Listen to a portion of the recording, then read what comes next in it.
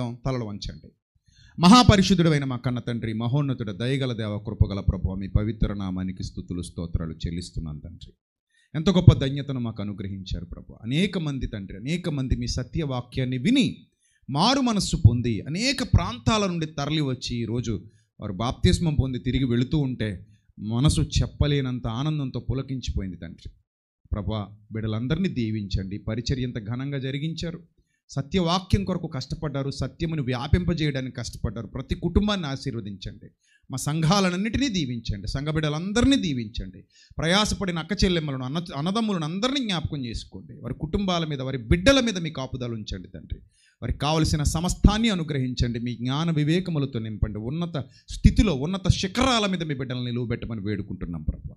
దయగల దేవ, ఈ చివరి సందేశం, ఈ ప్రభా సదస్సులో చివరి సందేశాన్ని మీ బిడ్డలకు వినిపించబోతూ ఉండగా జ్ఞానం ఇవ్వండి, వివేకం ఇవ్వండి. మీ సన్నిధి కాంతి అందరి మీద ప్రకాశింపచేయమని ఘనత, మహిమ, ప్రభావములు మీకు మాత్రమే చెల్లిస్తూ యేసుక్రీస్తు ప్రభు వారి దివ్యనామలు ప్రార్థన మనవులు సమర్పించి ఈ ఆత్మాభిషేకాన్ని ప్రభా సమయోచితమైన జ్ఞానాన్ని కోరుతూ ప్రభా మీకు మీ యొద్ద నుండి జవాబు పొందుకుంటున్నాం మా కన్న తండ్రి. ఆమేన్. ప్రియమైన దైవజనాంగం, ఉదయకాలం మనం చాలా మంచి సందేశాన్ని విన్నాం. చరిత్రలో నుండి చాలా గొప్ప గొప్ప విషయాలు నేర్చుకున్నాం. గొప్ప మందిరం కట్టబడింది. గొప్ప మందిరం కట్టబడింది. కట్టబడినటువంటి గొప్ప మందిరం రాజుల బుద్ధిహీనత వల్ల, రాజుల అధికార దాహం వల్ల, వాళ్ళు ప్రజలు మా కిందే ఉండాలి, దేవుని పక్షానికి ఎక్కడ వెళ్ళిపోతారో, ఒకవేళ దేవుని పక్షాన వెళితే వాళ్ళని ఎక్కడ మిస్ అయిపోతామో, మా సింహాసనాలు ఎక్కడ కోల్పోతామో అని మోషే గారిలాగా త్యాగబుద్ధి, మోషే గారిలాగా త్యాగం చేసే గుణం లేక వాళ్ళ దౌర్భాగ్యపు పరిపాలన, అతి చిన్న జీవితకాలపు ఆశల కొరకు వాళ్ళు మందిరాన్ని ఏం చేశారు? పాడు చేసేసారు. మందిరాన్ని పాడు చేసేసారు. మందిరం పాడు చేయడం వల్ల దేవుడు బాధపడి ఆ మందిరాన్ని ఎవరికి అప్పగించేశాడు? బబులోను రాజుకి అప్పగించేశాడు. ఆ బబులోను రాజు మందిరం మొత్తాన్ని కూల్చేశాడు. అంతే, మందిరం లేకుండా పోయింది. మందిరం లేకుండా పోయింది. కట్టబడిన మందిరం, ఎంతో ప్రేమతో కట్టుకున్నటువంటి మందిరం, ఎంతో ఆశతో దావీదు, సొలొమోను వాళ్ళు కట్టినటువంటి మందిరం ఎందుకు పనికి రాకుండా తృణీకరింపబడినదిగా, విలువ లేనిదిగా మారిపోయి శ్మశాన భూమిగా మందిర మార్గం, మందిర ప్రాంతం అంతా శ్మశాన భూమిని తలపించేలా అయిపోయింది. ఇక అక్కడ మందిరం లేదు. మందిరం లేదంటే దేవుని మహిమ లేదు. దేవునికి ప్రార్థన చేద్దామంటే అక్కడ ఏం కనబడట్లేదు. కానీ భక్తుల జీవితాలలో ఒక భయం, భక్తుల జీవితాలలో ఒక ఆందోళన, భక్తుల జీవితాలలో ఏదో తెలియని ఒక వేదన, కన్నీరు ఆవహించింది. ఆ కన్నీటితో, వేదనతో వాళ్ళు ఎదురు చూస్తున్న కాలంలో కొన్నాళ్ళకి దేవుడు వారి ప్రార్థన విన్నాడు. దాదాపు 50 సంవత్సరాల కాలం తర్వాత వీళ్ళు చేసిన పాపాలకి, వీళ్ళు చేసిన నీచమైన కార్యాలకి ఎన్ని సంవత్సరాలు? ఇంచుమించు ఒక తరం. ఆ సాల్మన్స్ టెంపుల్ పోయింది. బబులోను రాజుకు వదిలేశాడు. బబులోను రాజుల తర్వాత మాదీ పారసీకులు వచ్చారు. బబులోను రాజుల పరిపాలన అనంతరం మాదీ పారసీకుల పరిపాలన, మాదీ పారసీకుల తర్వాత గ్రీకుల పరిపాలన, గ్రీకుల తర్వాత రోమన్ల పరిపాలన. ఈ సంఘటనలన్నీ జరుగుతూ ఉన్న కాలంలో ఈ బబులోనీయులు ఎప్పుడైతే మందిరాన్ని కూల్చేశారో 50 సంవత్సరాల పాటు ఆ మందిర భూమి ఎలా ఉండిపోయింది? శ్మశాన భూమిని తలపించేలా మారిపోయింది. ఎందుకు పనికిరానిదిగా, పాడుబడినదిగా, విలువలేనిదిగా మారిపోయింది. అలా విలువలేనిదిగా ఆ మందిర భూమి మారిపోవడానికి గల ప్రధానమైన కారణం భక్తిహీనత. చెప్పండి, ఏంటి? భక్తిహీనత.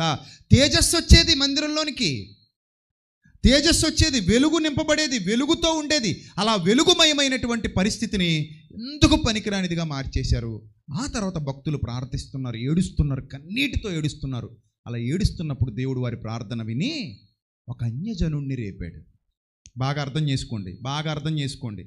మానవులందరూ ఆయనకు కావాలని అక్కడి నుంచే చెప్పడం మొదలుపెట్టాడు. ఆయన ఎప్పటి నుంచో చెప్తున్నాడు. ఆయన, నేను కేవలం యూదుల పక్షపాతిని, నేను కేవలం క్రైస్తవుల పక్షపాతిని అని దేవుడు అనడు. ఒకవేళ అలాంటి వాడైతే మంచివారి మీద, చెడ్డవారి మీద సూర్యుని ఉదయింపజేస్తాడా? నీతిమంతుల మీద, అనీతిమంతుల మీద వర్షం కురిపిస్తాడా? కురిపించడు. యెహోవా ఉత్తముడు, ఆయన అందరికీ ఉపకారి, ఆయన మనిషిని మనిషిగా చూస్తాడు. ఏ మనిషిలో అయితే నీతివంతమైన లక్షణాలు కనబడతాయో ఆకర్షించుకుంటాడు. ఏ మనిషి అయితే ఆయనకు అనుకూలంగా ఉంటాడో ఆకర్షించుకుంటాడు. వాళ్ళు గొప్పవాళ్ళ, చిన్నవాళ్ళ, పేదవాళ్ళ, పెద్దవాళ్ళ వేవి చూడడు. అన్యుడైన కొర్నేలిని ఎన్నుకోలేదా ఆయన? కొర్నేలు ఎవరు? అన్యుడే కదా, శతాధిపతి. అన్యుడైన కొర్నేలును కూడా దగ్గర చేసుకున్నటువంటి దేవుడు మన దేవుడు. అందుకే ఆయనకి లేదు పక్షపాతం. క్రైస్తవులారా, మీకు కూడా ఉండకూడదు పక్షపాతం. ఆయన పక్షపాతము లేని దేవుడు. మీరు కూడా పక్షపాతము లేని దేవుణ్ణి ఆరాధిస్తున్న నిజమైన దేవుని పిల్లలుగా ఉండాలి. అంతే తప్ప ఆ వైఖరి ఎప్పుడు ప్రదర్శింపకూడదు. సరే, ఆ తర్వాత సుమారుగా 50 సంవత్సరాలకు కోరెషు రాజు అనుమతితో మందిరం జెరుబ్బాబేలు నాయకత్వంలో తిరిగి నిర్మాణానికి పూనుకొనబడింది. ఆ సంగతి మీకు ఎక్కడ కనబడుతుంది? యెజ్రా గ్రంథంలో ఉంది, చూడండి. యెజ్రా గ్రంథం 1వ అధ్యాయం 1వ వచనం. యెజ్రా గ్రంథం 1వ అధ్యాయం 1వ వచనం. పారసీక దేశపు రాజైన కోరెషు ఏలుబడిలో 1వ సంవత్సరమందు ఇర్మియా ద్వారా పలుకబడిన తన వాక్యమును నెరవేర్చుటకై యెహోవా పారసీక దేశపు రాజైన కోరెషు మనస్సును ప్రేరేపింపగా. ఎంత గొప్ప దేవుడు, ఎంత గొప్ప దేవుడు! అన్యుని మనస్సును కూడా మన ప్రభు ఏం చేశాడట? అన్యుని మనస్సును కూడా, ఒక అన్య రాజు మనస్సును కూడా ఏం చేశాడట? ప్రేరేపించాడట. ప్రేరేపించి పిల్లలందరూ ఏడుస్తున్నారు. సరే, ఈసారైనా జాగ్రత్తగా బ్రతుకుతారులే, ఈసారైనా జాగ్రత్తగా ఉంటారు అన్న ఆశతో దేవుడు ఏం చేశాడంటే మరలా ఆ మందిర నిర్మాణానికి, మరలా పునర్నిర్మాణానికి అతనికి ఏం చేశాడు? రేపాడు. అతడు సహాయం చేయడం మొదలుపెట్టాడు. రాతి రాయించి ఇచ్చాడు, ప్రకటన చేయించాడు. ఆకాశమందలి దేవుడని యెహోవా లోకమందున్న సకల జనములను నా వశము చేసి యోధా దేశమందు యెరూషలేములో తనకు మందిరము కట్టించమని నాకు ఆజ్ఞ ఇచ్చి ఉన్నాడు. బా, ఒక అన్యుడితో కట్టించుకుంటున్నాడండి మందిరాన్ని. ఎవరితో? ఒక అన్యుడిని ఎన్నుకొని, ఒక అన్యుడికి ఆజ్ఞ ఇచ్చి అతనితో కట్టించుకుంటున్నాడు. అతడు ఇశ్రాయేలీయుడు కాదు, అతడు యూదుడు కాదు, పారసీక దేశపు రాజు, మాదీయ పారసీకులకు చెందినటువంటి వాడు. పర్షియన్ సామ్రాజ్యాధినేత. పర్షియన్స్ మనం స్కూల్ పుస్తకాల్లో, చరిత్ర పుస్తకాల్లో పర్షియన్ సంస్కృతి, పర్షియన్ చరిత్ర చదువుకున్నాం కదా. ఆ పర్షియన్ సామ్రాజ్యాధినేత ఎవరు? కోరెసు. ఈ కోరెసుకు ఆజ్ఞ ఇచ్చి అతనిని ప్రేరేపించి అతని ద్వారా తిరిగి మందిర నిర్మాణాన్ని ప్రారంభింపజేశాడు. ఆ విధంగా జెరుబ్బాబేలు నాయకత్వంలో 3:8 యెజ్రా 3:8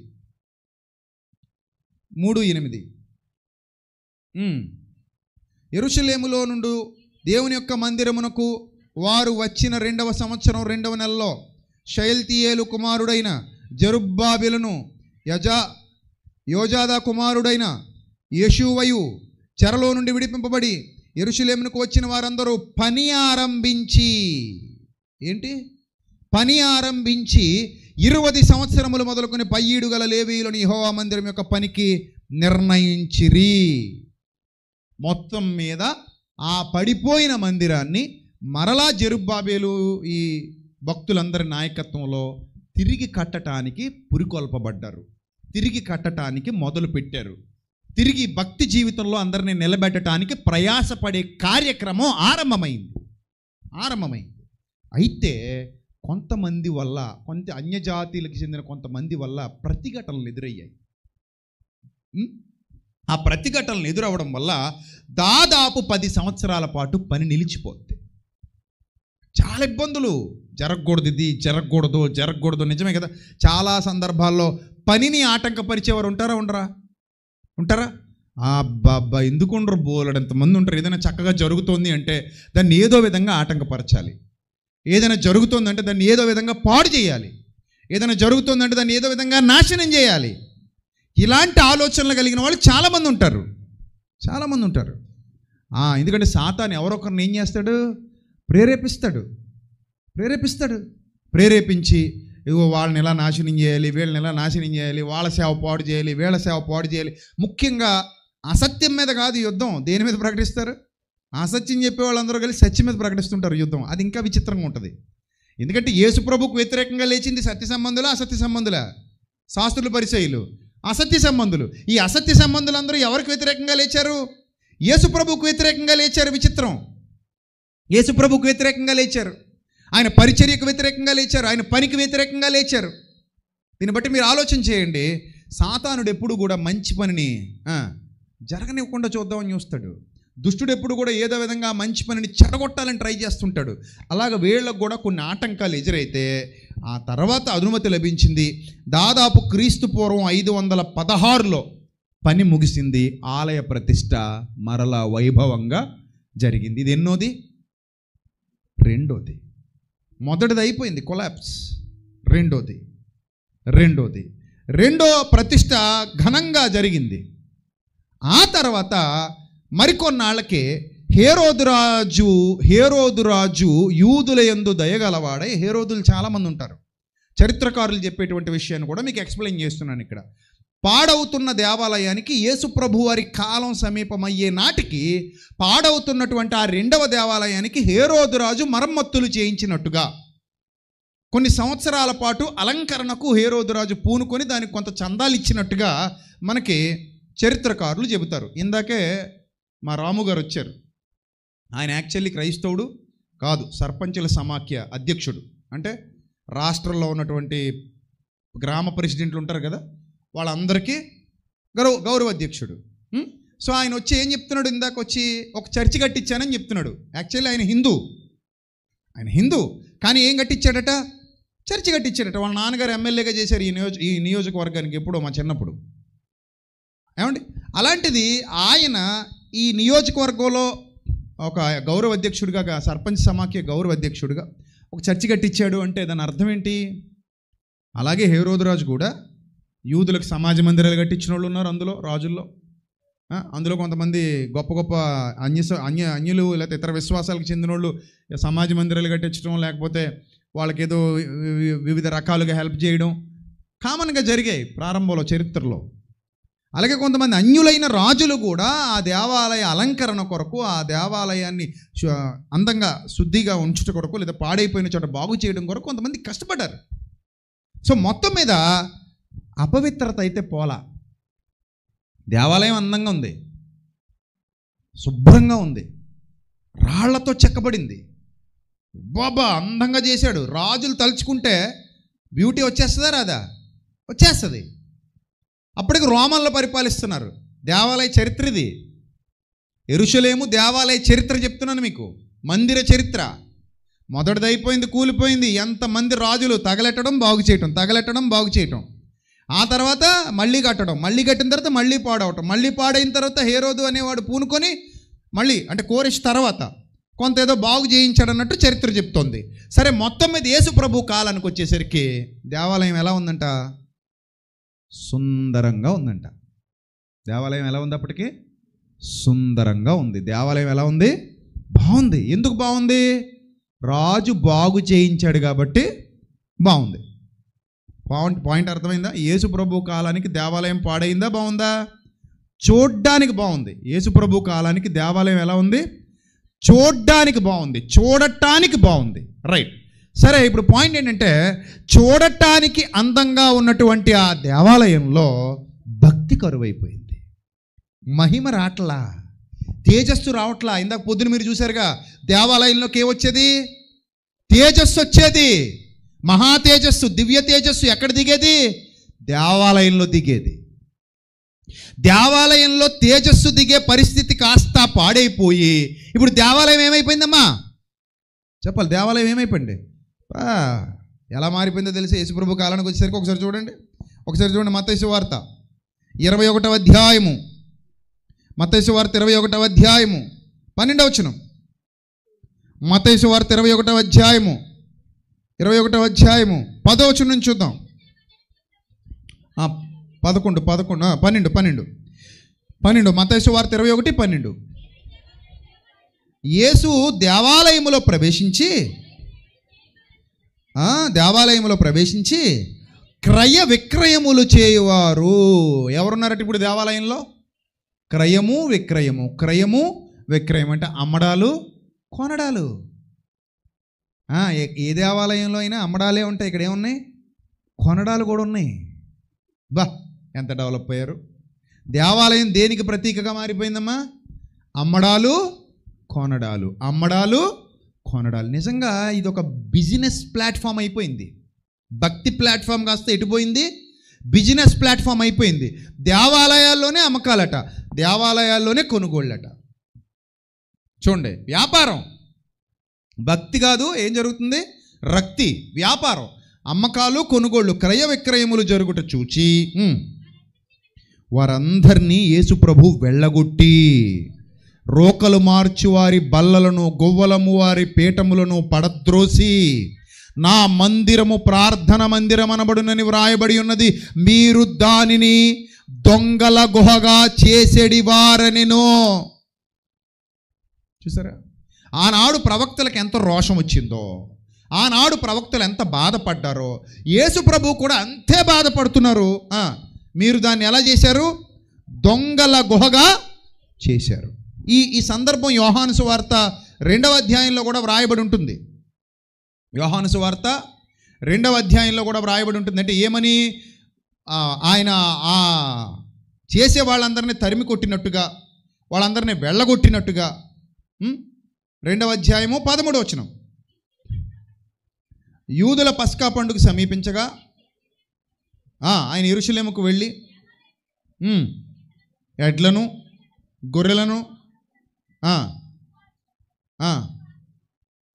చూచి తాళ్లతో కొరడాలు చేసి గొర్రెలను, ఎడ్లనన్నిటినీ దేవాలయము నుండి తోలివేసి రోకలు మార్చి వారి రోకలు చల్లివేసి వారి బల్లలు పడద్రోసి పావురములము వారితో వీటిని ఇక్కడ నుంచి తీసుకుపోండి, నా తండ్రి ఇల్లు వ్యాపారపుటిల్లుగా చేయకండి అని ఖచ్చితంగా ఖండించాడు. అంటే యేసు ప్రభువు వచ్చే సమయానికి దేవాలయం ఏమైపోయింది? దుర్వినియోగం జరుగుతుంది. దేవాలయంలో ఏం జరుగుతుంది? యేసు ప్రభువు వచ్చేసరికి దుర్వినియోగం జరుగుతుంది. ఒకే ఒక మందిరం అండి, స్థలాలు లేవండి. విచిత్రం కదా, విచిత్రమే కదా.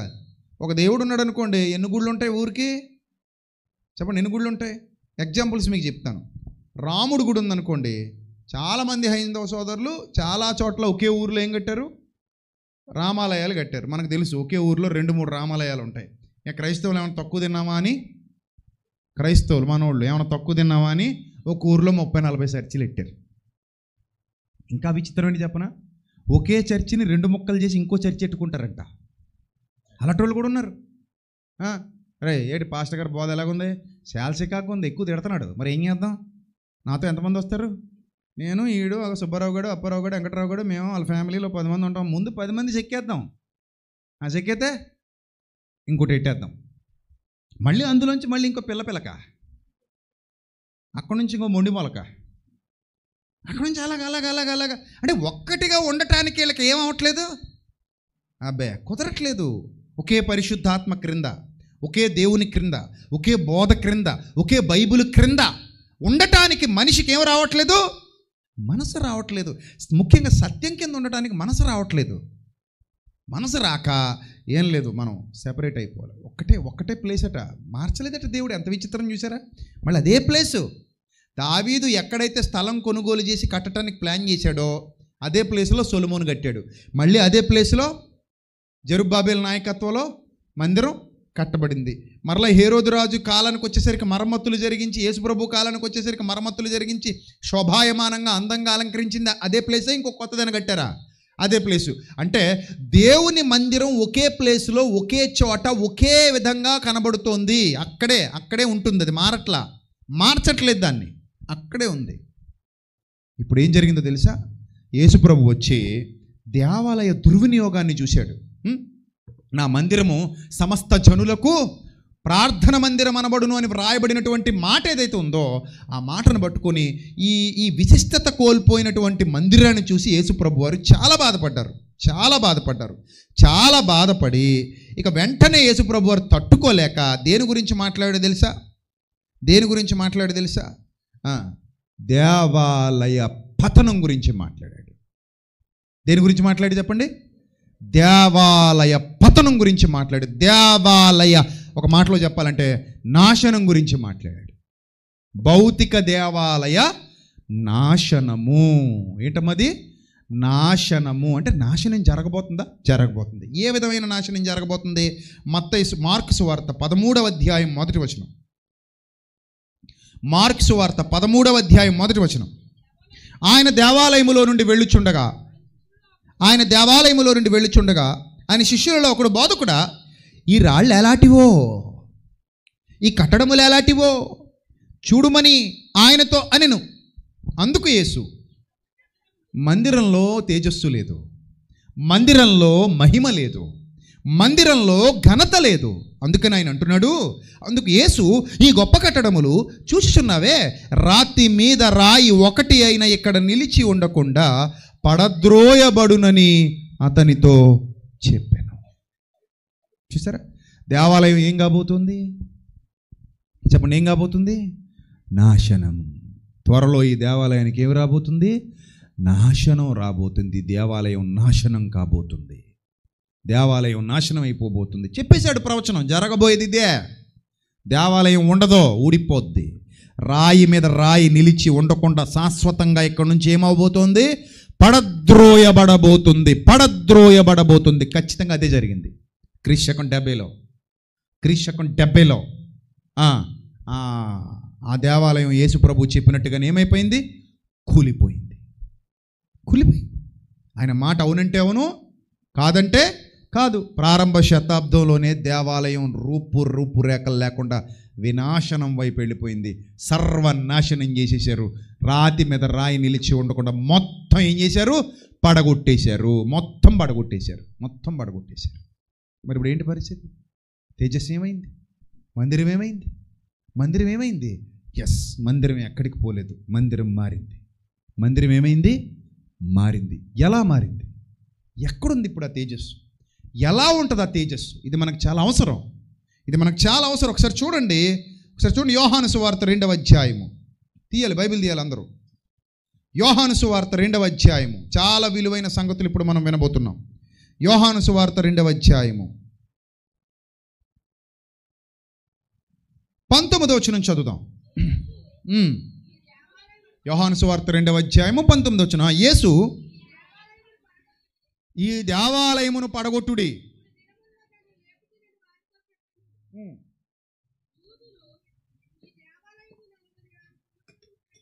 3 దినములలో దీనిని లేపుదునని ఆయనతో చెప్పాను. అప్పుడు యూదులు అంటున్నారట, ఈ దేవాలయమును 46 సంవత్సరాలు కట్టిరే, నువ్వు 3 దినములలో దాన్ని లేపుదువా అనిరి. అయితే ఆయన తన శరీరమును దేవాలయమును గూర్చి ఈ మాట చెప్పెను. ఆయన మృతులలో నుండి లేచిన తర్వాత ఆయన ఈ మాట చెప్పెనని శిష్యులు జ్ఞాపకము చేసుకుని లేఖనమును, యేసు చెప్పిన మాటను నమ్మిరి. అందరూ అండర్లైన్ చేసుకోండి జాగ్రత్తగా. లేఖనాన్ని నమ్మారట, యేసుక్రీస్తు చెప్పినటువంటి మాట నమ్మారట. ఎప్పుడు? మృతులలో నుండి లేచాక నమ్మారట. బాగా వినాలి, మృతులలో నుండి లేచాక నమ్మారట. అంటే అప్పటికి బతుకుండగా ఆయన చెప్పినప్పుడు వాళ్ళకు కూడా ఏం కలగలేదు? నమ్మకం కలగలేదు. మా గురుగారు ఏదో చెప్తున్నారు, దేవాలయాన్ని పడకూడదు, ఎన్ని రోజుల్లో లేపేస్తారట మా గురుగారు? 3 రోజుల్లో లేపేస్తారట. అవుతుందంటావా పేతురు? అవుతుందంటావా యోహాను? అవుతుందంటావా తోమా ముందే అంటాడు అవుతుందంటావా అని 3 సార్లు అంటాడు. ఎందుకంటే తోమకు డౌట్లు ఎక్కువ. ఫస్ట్ నుంచి తోమ గారికి ఏం ఎక్కువ? డౌట్లు ఎక్కువ. ఆయన డౌట్ఫుల్ క్యాండిడేట్. చేతిలో వేలు పెట్టి, గాయాల్లో వేలు పెట్టి చూస్తే తప్ప నమ్మను. మన దగ్గర కూడా ఉంటారు డౌట్ఫుల్ క్యాండిడేట్లు, తెలుసా? అవుద్దంటావా బ్రదర్? జరుగుద్దంటావా బ్రదర్? చేయగలమంటావా బ్రదర్? మన వల్ల అవుతుంది ఏంటి? అవ్వదో అంటాడు ఈ మహావిశ్వాసి. వెళ్ళేవాడిని కూడా ఏం చేయడు, వెళ్ళనివ్వడు. చేసేవాడిని కూడా ఏం చేయడు, చేయనివ్వడు. కానీ మీరు గమనించండి జాగ్రత్తగా. అక్కడ ఏం జరిగిందంటే, తన శరీరమును దేవాలయం, అంటే దేవాలయాన్ని దేవుడు మార్చేస్తున్నాడు. ప్లేస్ వదిలేశాడు. అంతే, ప్లేస్ మార్చడం కాదు, అసలు ఆ ప్లేసే వదిలేశాడు. నేను గతంలో కూడా చెప్పాను, యెరూషలేములో 3వ దేవాలయం కడతారు, 33వ దేవాలయం కడతారు. మన వాళ్ళు చాలామంది ఇంకా అదే పట్టుకుని వేలాడుతుంటే నేను అన్నాను, యెరూషలేములో 3వ దేవాలయం కడితే మనకేమైనా దేవాలయం తక్కువైందా అని అడిగాను నేను. మీరు చెప్పండి, మనకేమైనా దేవాలయం తక్కువైందా? ఇప్పుడు యెరూషలేములో 3వ దేవాలయం కట్టాడండి. ఎంతమంది వెళ్ళి ఆ దేవాలయంలో ప్రార్థన చేసి రాగలరు? చేయొద్దండి.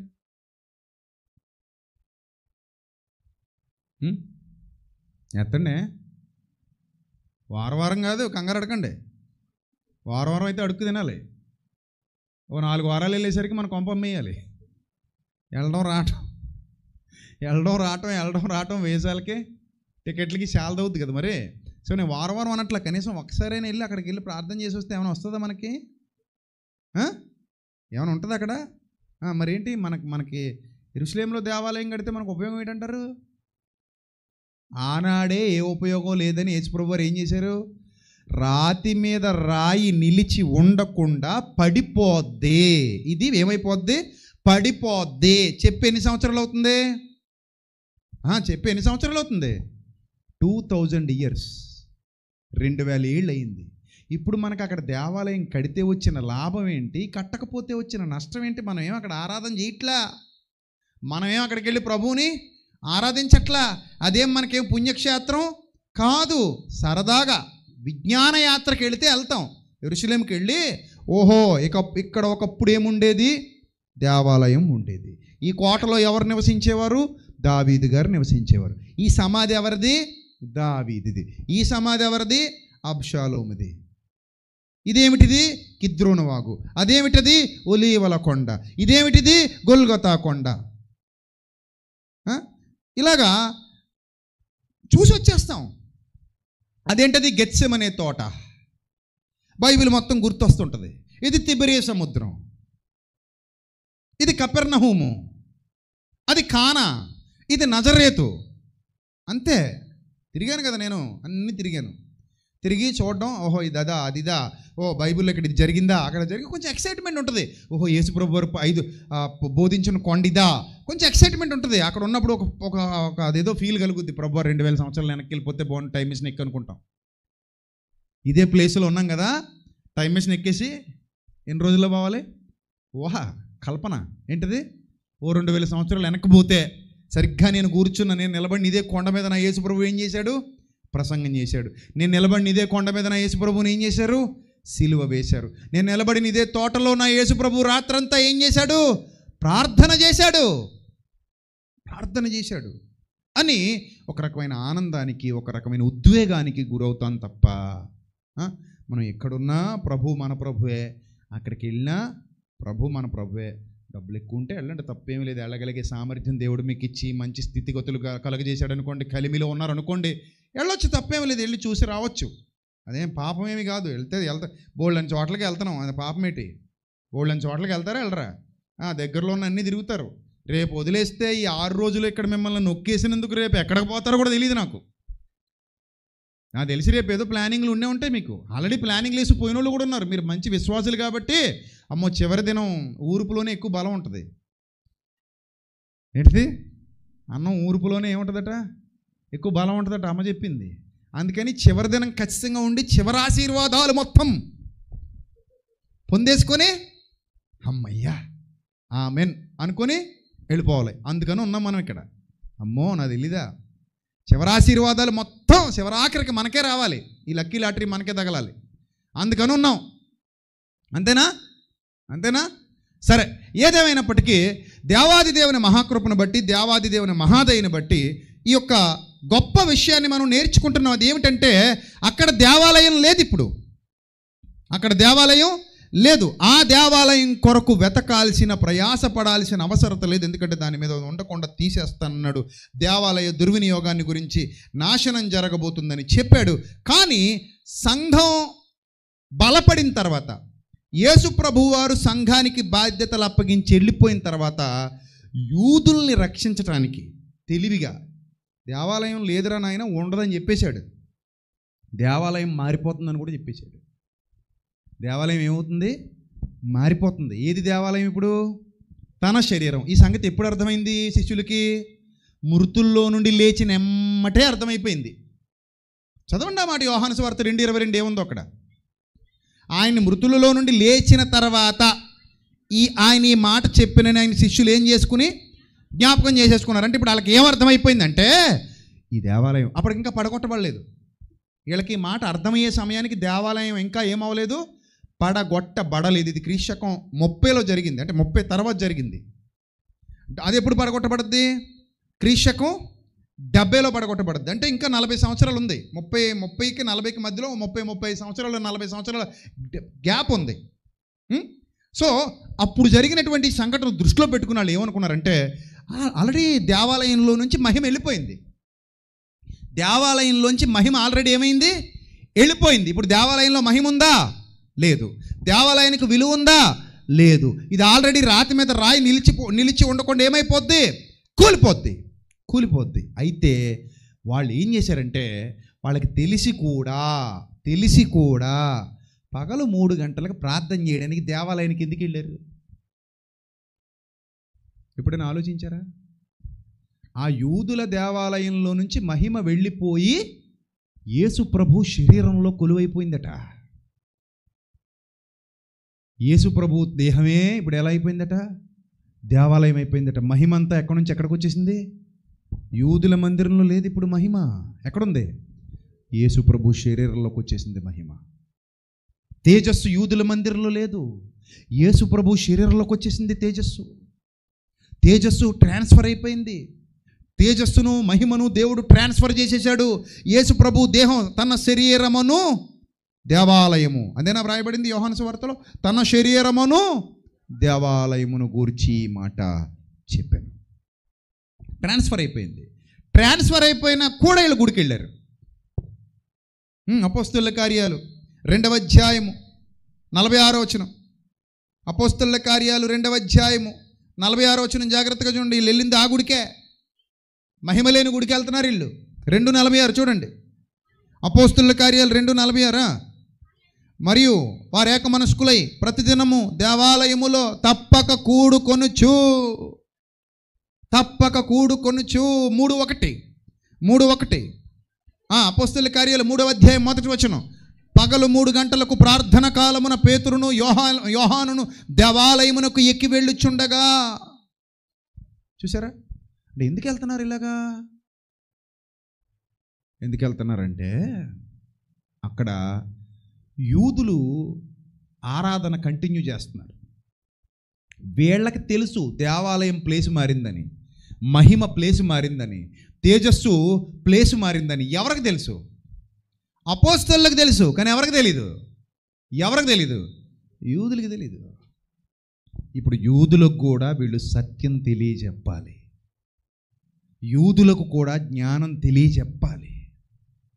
ఆ మందిరం వైపు చూడకండి, అసలైన మందిరం కట్టబడింది దాని వైపు చూడండి. అశాశ్వతమైన మందిరం వైపు చూడకండి, శాశ్వతమైన మందిరం ఒకటి కట్టబడింది దాని వైపు చూడండి.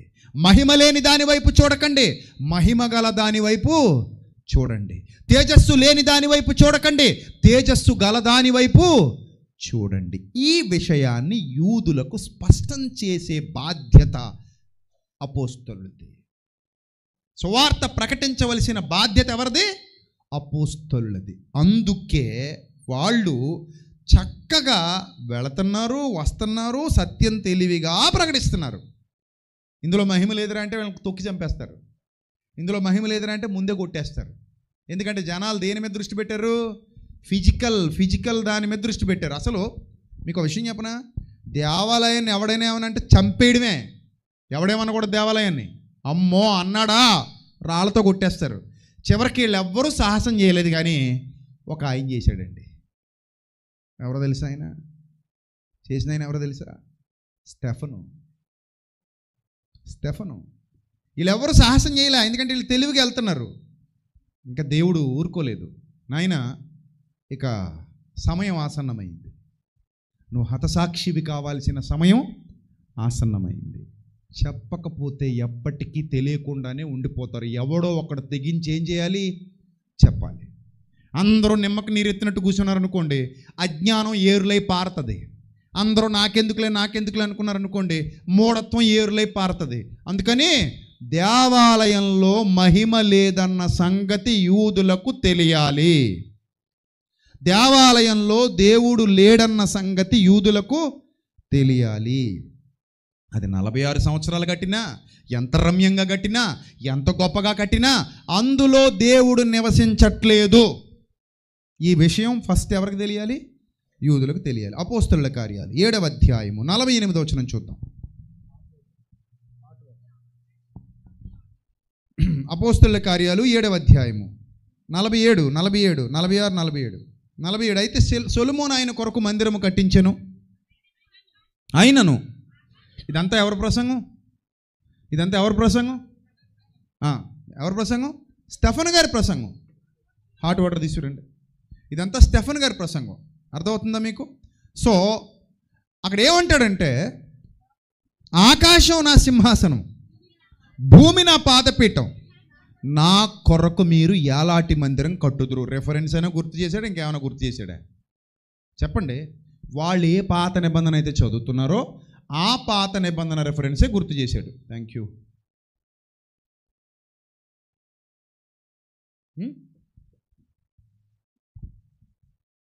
వాళ్ళు ఏ పాత నిబంధన అయితే చదువుతున్నారో ఆ పాత నిబంధనలోని యెషయా గ్రంథం 66వ అధ్యాయంలో ఉన్నటువంటి రెఫరెన్సెస్ అన్నీ గుర్తు చేస్తున్నాడు.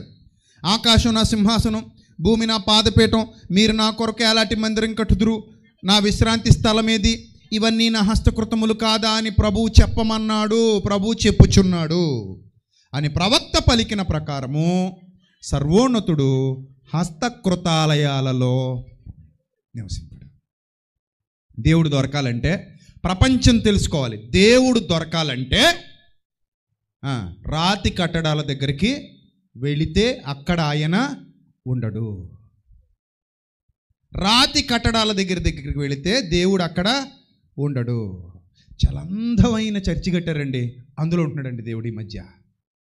చాలా పెద్ద చర్చి కట్టారండి, అందులో ఉంటున్నాడండి దేవుడి మధ్య. నమ్ముతున్న వాళ్ళు ఉన్నారా లేదా? నమ్ముతున్న వాళ్ళు ఉన్నారా లేదా? నమ్ముతున్న వాళ్ళు ఉన్నారా లేదా? దేవుడు ఎక్కడ ఉంటున్నాడమ్మా? గౌరీపట్నం కొండ మీద ఉంటున్నాడండి. ఎప్పటి నుంచి అండి?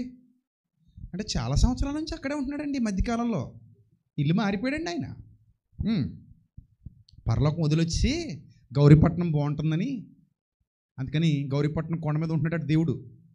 ఇప్పుడు గౌరీపట్నం కొండ ఎలా ఎక్కాలట? మామూలుగా ఎక్కితే కరుణించడట, మోకాళ్ళ నుంచి రక్తం వచ్చేయాలంట. మోకాళ్ళు ఏమైపోవాలట? రక్తం వచ్చి అరిగిపోవాలట. ఇప్పుడు నేను ఎక్కారా మోకాళ్ళ మీద గౌరీపట్నం కొండ?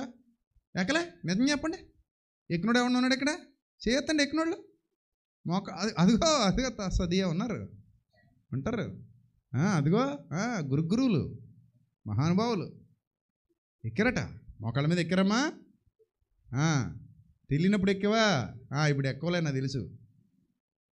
సో అంటే వీళ్ళ ఉద్దేశం ఏంటంటే, దేవుడు ఎక్కడున్నాడు, దేవుడు ఎక్కడున్నాడు, ఇప్పటికే ఎక్కడో కొండ మీద ఉన్నాడు, ఎక్కడో గుడి మీద ఉన్నాడు. అందుకే ప్రభు అంటాడు, ఇదిగో ఇక్కడను అదిగో అక్కడను ఉన్నాడంటే దయచేసి ఏం చేయొద్దు అంటున్నాడు? నమ్మకండ్రా నాయన అన్నాడు ఆయన. ఇదిగో అరణ్యంలో ఉన్నాడంటారు, అదిగో ఆ కొండ మీద ఉన్నాడంటారు, అదిగో పలానా చోట ఉన్నాడంటారు. నమ్మకండ్రా నాయన అని యేసు ప్రభు చెప్పాడు. దేవుని నివాస స్థలం కొండల మీద కాదు, కొండల మీద కాదు, లోయల మీద కాదు, దేవాలయాలలో కాదు. అక్కడ లేడు ఆయన, మారిపోయింది. ఉన్నదల్లా ఒకే ఒక చోట కట్టించాడు, ఒప్పుకున్నాడు దానికి. ఆ ఒక్క చోట నుంచే ప్లేస్ ఖాళీ చేసాడు. నాకు వద్దన్నాడు, నాకు ఆ ప్లేస్ నచ్చలేదని వదిలేశాడు. రాతి మీద రాయి ఉండకుండా అదంతా ఏమైపోయింది? పడిపోయింది. పడిపోయిన తర్వాత తన శరీరమే దేవాలయం అని యేసుప్రభు ప్రకటించేశాడు. ప్రకటించింది ఎవరు? నేనా యేసుప్రభువా? చెప్పాలి గట్టిగా, చెప్పాలి గట్టిగా. అందరిని అడుగుతాను, నేనా యేసుప్రభువా? చెప్పండి గట్టిగా. నేను అక్కడ ఉండనని ప్రకటించింది నేనా యేసుప్రభువా? యేసుప్రభువే కదా, యేసుప్రభువే కదా, నేను కాదు కదా. అంటే మళ్ళీ రేపు పొద్దున్న వెళ్ళిన తర్వాత ఈయనండి కొండ మీద దేవుడు లేడు అంటున్నాడండి, పలానా చోట దేవుడు లేడు అంటున్నాడండి, పలానా చోట దేవుడు లేడు అంటారని నాకు భయం వేసి చెప్తున్నాను. నేనేమంటున్నానంటే, హస్తకృతాలయాలలో దేవుడు కాపురం చెయ్యడు. అది గుర్తెట్టుకోండి. ఎక్కడ కాపురం చేయడు? హస్తకృతాలయాలలో దేవుడు కాపురం చెయ్యడు, కాపురం చెయ్యడు. ఎక్కడో కరుణాపురంలో పెద్ద చర్చి కట్టారండి, అక్కడ ఉంటాడటండి దేవుడు. కొన్ని కోట్లు ఖర్చు పెట్టారట. ఎక్కడో వైజాగ్లో పెద్ద చర్చి కట్టారండి, అక్కడ మేరీమాత గుడి ఉందండి, అక్కడ ఉంటాడటండి దేవుడు. లేకపోతే ఎక్కడో గుణదల కొండ మీదకి ఎక్కిపోవాలటండి, అక్కడి మధ్య దేవుడు నివాసం ఉంటున్నాడటండి. ఇవేవి కాదండి, రోమ్ నగరంలో ఉందటండి ఏదో పెద్ద చర్చు, అక్కడ ఉంటాడటండి దేవుడు. అబ్బాయి అది కాదండి, గోవాలో కట్టారటండి పెద్ద చర్చు, అక్కడ ఉంటున్నాడట ఈ మధ్య దేవుడు. అది కూడా కాదు, కేరళలో కట్టారంట పెద్ద చర్చు, అక్కడ ఉంటున్నాడంట దేవుడి మధ్య. ఇందుకే ఎక్కడ ఉంటున్నాడు దేవుడు? చెప్పాలమ్మా. ఇదివరకు యెరూషలేములో ఉండేవాడు, ఇల్లు ఖాళీ చేయించారు ఆయన్ని. దేవుడిని ఏం చేశారు? అది కడతలేదని ఇల్లు ఖాళీ చేయించారా దేవుణ్ణి? చెప్పండి, ఏదో చెప్పండి. దేవుణ్ణి ఇల్లు ఖాళీ చేయించారా? చేయించారు. రాతి మీద రాయి నిలిచి ఉండకుండా ఇల్లు ఏం చేశారు? పడగొట్టేశారు. ఇప్పుడు అక్కడ ఎక్కడా ఉండటానికి చోటు లేక ఎక్కడో తిరుగుతున్నాడండి ఆయన. ఎక్కడో తిరుగుతున్నాడండి ఆయన. మీరు ఎక్కడెక్కడో అడ్రస్లు చెప్తున్నారు. ఈ అడ్రస్సుల్లో ఎక్కడ దేవుడు మనకి దొరకడు. ఆయన ఎక్కడుంటాడంటే క్రీస్తు శరీరమును దేవాలయంలో ఉంటాడు. దేవుడు ఎక్కడుంటాడు? క్రీస్తు శరీరమును దేవాలయంలో ఉంటాడు. క్రీస్తు శరీరమును దేవాలయము, దేవ ఆలయము అంటే దేవుని ఆలయము. దేవాలయమును విడగొడితే ఏ సందది? ఏమో ఏ సందో నాకు గుర్తులేవు, సందులు గొంతులు చిన్నప్పుడు చదువుకుని మర్చిపోయాను. దేవుని ఆలయము అంతేనమ్మా. దేవ ప్లస్ ఆలయము, దేవాలయము సవరణ దీర్ఘ సందేనా? అబ్బో బాగానే గుర్తున్నాయి మనకి. దేవాలయము, దేవుని ఆలయము. ఇప్పుడు క్రీస్తు శరీరమే దేవుని ఆలయం. అక్కడే దొరుకుతాడు ఆయన. క్రీస్తు దగ్గరే దొరుకుతాడు. క్రీస్తు దగ్గరే దొరుకుతాడు. క్రీస్తు శరీరంలో దొరుకుతాడు. క్రీస్తు శరీరంలో దొరుకుతాడు. అక్కడ తప్ప ఇంకెక్కడ దొరకడట. చూడండి, సర్వోన్నతుడు హస్తకృత్య ఆలయంలో నివసింపడు. 51వ వచనం. అరే ముష్కర్లారా, హృదయములను చెవులను దేవుని వాక్యమునకు లోపరచనలని వారలారా, మీ పితరుల వల్ల మీరు ఎల్లప్పుడూ పరిశుద్ధాత్మను ఎదిరిస్తున్నారు అన్నందుకు నెక్స్ట్ ఏం చేశారు? వారు ఆ మాటలు విని కోపంతో మండిపడి, మా దేవాలయాన్ని మమ్మల్ని దూషిస్తావురా నువ్వు అని రాళ్లతో కొట్టి కొట్టి కొట్టి కొట్టి చిత్రం చేసి చంపేశారు. నిజం. ఇప్పుడు కూడా మీరు ఎక్కడికైనా వెళ్ళి చర్చి ముందు నిలబడి, ఇప్పుడు అంతెందుకు మన చర్చి ముందే నిలబడి ఈ గోడల్లో దేవుడు లేడు అనండి, మిమ్మల్ని ఎవరేమనరు. నాది హామీ. మిమ్మల్ని ఎవరేమనరు, నాది హామీ. నేను కూడా ఏమన్నాను. ఆ గోడల్లో దేవుడు లేడు, ఆ గేట్లో దేవుడు లేడు, ఆ పై కప్పులో దేవుడు లేడు. మరి ఎక్కడున్నాడు? ఆ చర్చేగా. మరి ఎక్కడున్నాడు? చర్చి కదా అది. ఎక్కడున్నాడు దేవుడు అందులో? 6 రోజులుగా దేవతలు పడుకుంటున్నారు అందులో.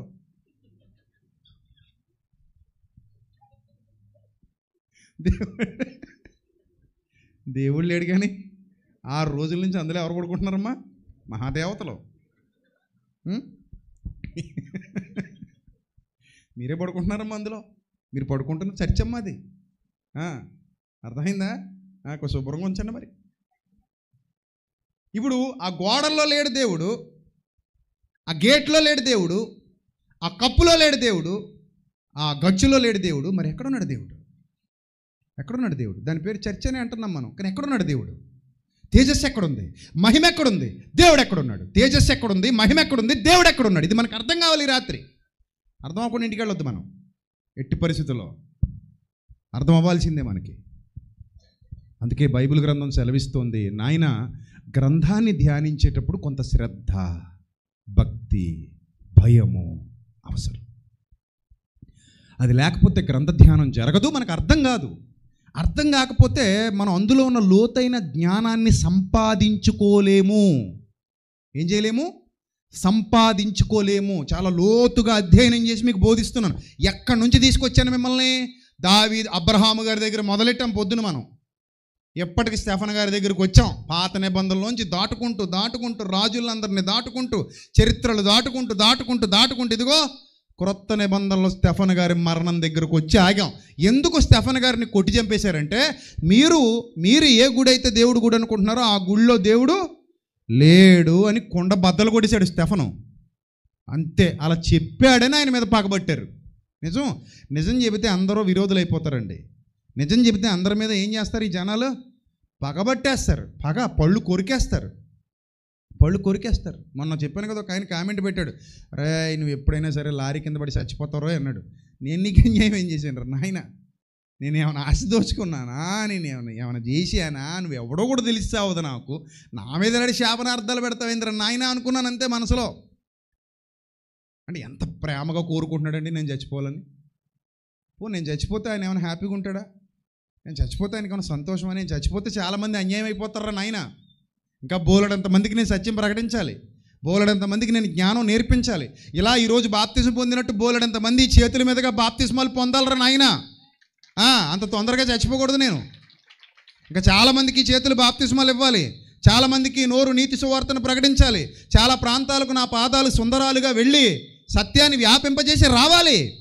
ఈ శరీరం దేవుని కోసం, ఈ శరీరం ఇంకా దేవుని సేవలో వాడబడాలి, అరగాలి, కరగాలి. పాట రాసుకుని మరీ పనిలోకి వచ్చాను నాయన. నా ఫస్ట్ ఆల్బంలో పాట అది. నా కరములు నా పదములు నీ పనిలో అరిగి నలిగిపోవాలీలలో, సర్వేంద్రియములు అలు పెరుగక నీ సేవలో అలసి సొలసిపోవాలి నాలో. నా శరీరము నీ కొరకై ప్రతిష్ఠితం, సజీవయాగముగా నీకు సమర్పితం. నా శరీరము నీ కొరకై ప్రతిష్ఠితం. రైట్, చాలు, ట్రాక్ వేయకుండా అది వేసారు మీరు. రైట్. సో ఆ పాట రాసుకుని మరి తిరుగుతున్నాను నేను. అప్పుడే రాసుకున్నాను నేను చచ్చిపోతే ఎట్టా? అలా చావకూడదు, అలా కోరుకోకూడదండి. అలాగా నిజం చెప్పేవాడు చచ్చిపోవాలంటే మాకు యేసుప్రభు వద్దు ఎవరు కావాలన్నట్టుంది? బరబ్బా కావాలన్నట్టుంది. ఆయనేమో సిలువేసేయండి, ఈయనేమో మా మీద ఎక్కించండి అని అడిగారు దరిద్రులు. బరబ్బాని తీసుకొచ్చి మా మీద వదిలేండి, పిచ్చుకోకను వదిలేండి అన్నట్టు అడిగారు. ఇప్పుడు బోన్లో ఉన్న పిచ్చుకోకను వదిలేయండి, పరిశుద్ధుడైన యేసుప్రభువును మాత్రం చంపేయండి. మాకు బరబ్బయ్యే కావాలి, ఎవరొద్దు? యేసుప్రభు వద్దు. ఎంత దారుణం చూడండి. సో నిజం చెప్పినందుకు ఏం చేశారట? కొట్టి కొట్టి కొట్టి కొట్టి చంపేశారట.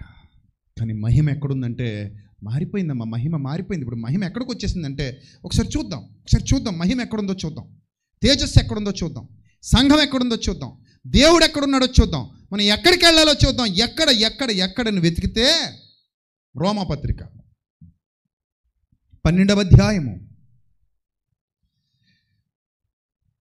రోమాపత్రిక 12వ అధ్యాయము 4వ వచనం దేవాలయం గురించి చెప్తున్నాడు ఇక్కడ. రోమాపత్రిక 12వ అధ్యాయము 4వ వచనం దేవాలయం ఎక్కడుందో చెప్తున్నాడు. చూడండి జాగ్రత్తగా. ఒక్క శరీరములో మనకు అనేక అవయవములు ఉండినను ఈ అవయవములన్నిటికీ ఒక్కటే పని ఎలాగూ ఉండదో అలాగే అనేకులమైన మనము క్రీస్తులో ఒక్క శరీరముగా ఉండి అంటే అర్థం ఏంటి? ఇప్పుడు దేవుని కుమారుడైన క్రీస్తు దేహము దేవాలయమైతే ఆ శరీరమును దేవాలయమనే పునాది మీద కట్టబడిన జీవితాలు కదా మనవి. మనల్ని కూడా ఆయన శరీరంలో కలిపేసుకుంటున్నాడు. అందుకే రొట్టె ద్రాక్షారసం అనే కార్యక్రమాన్ని ప్రవేశపెట్టి ప్రతిదినము సంఘమా దీనిని మీరు కూడి ఉన్నప్పుడల్లా దీనిని చేయుడే. మీరు కూడి ఉన్నప్పుడల్లా దీనిని చేయుడి.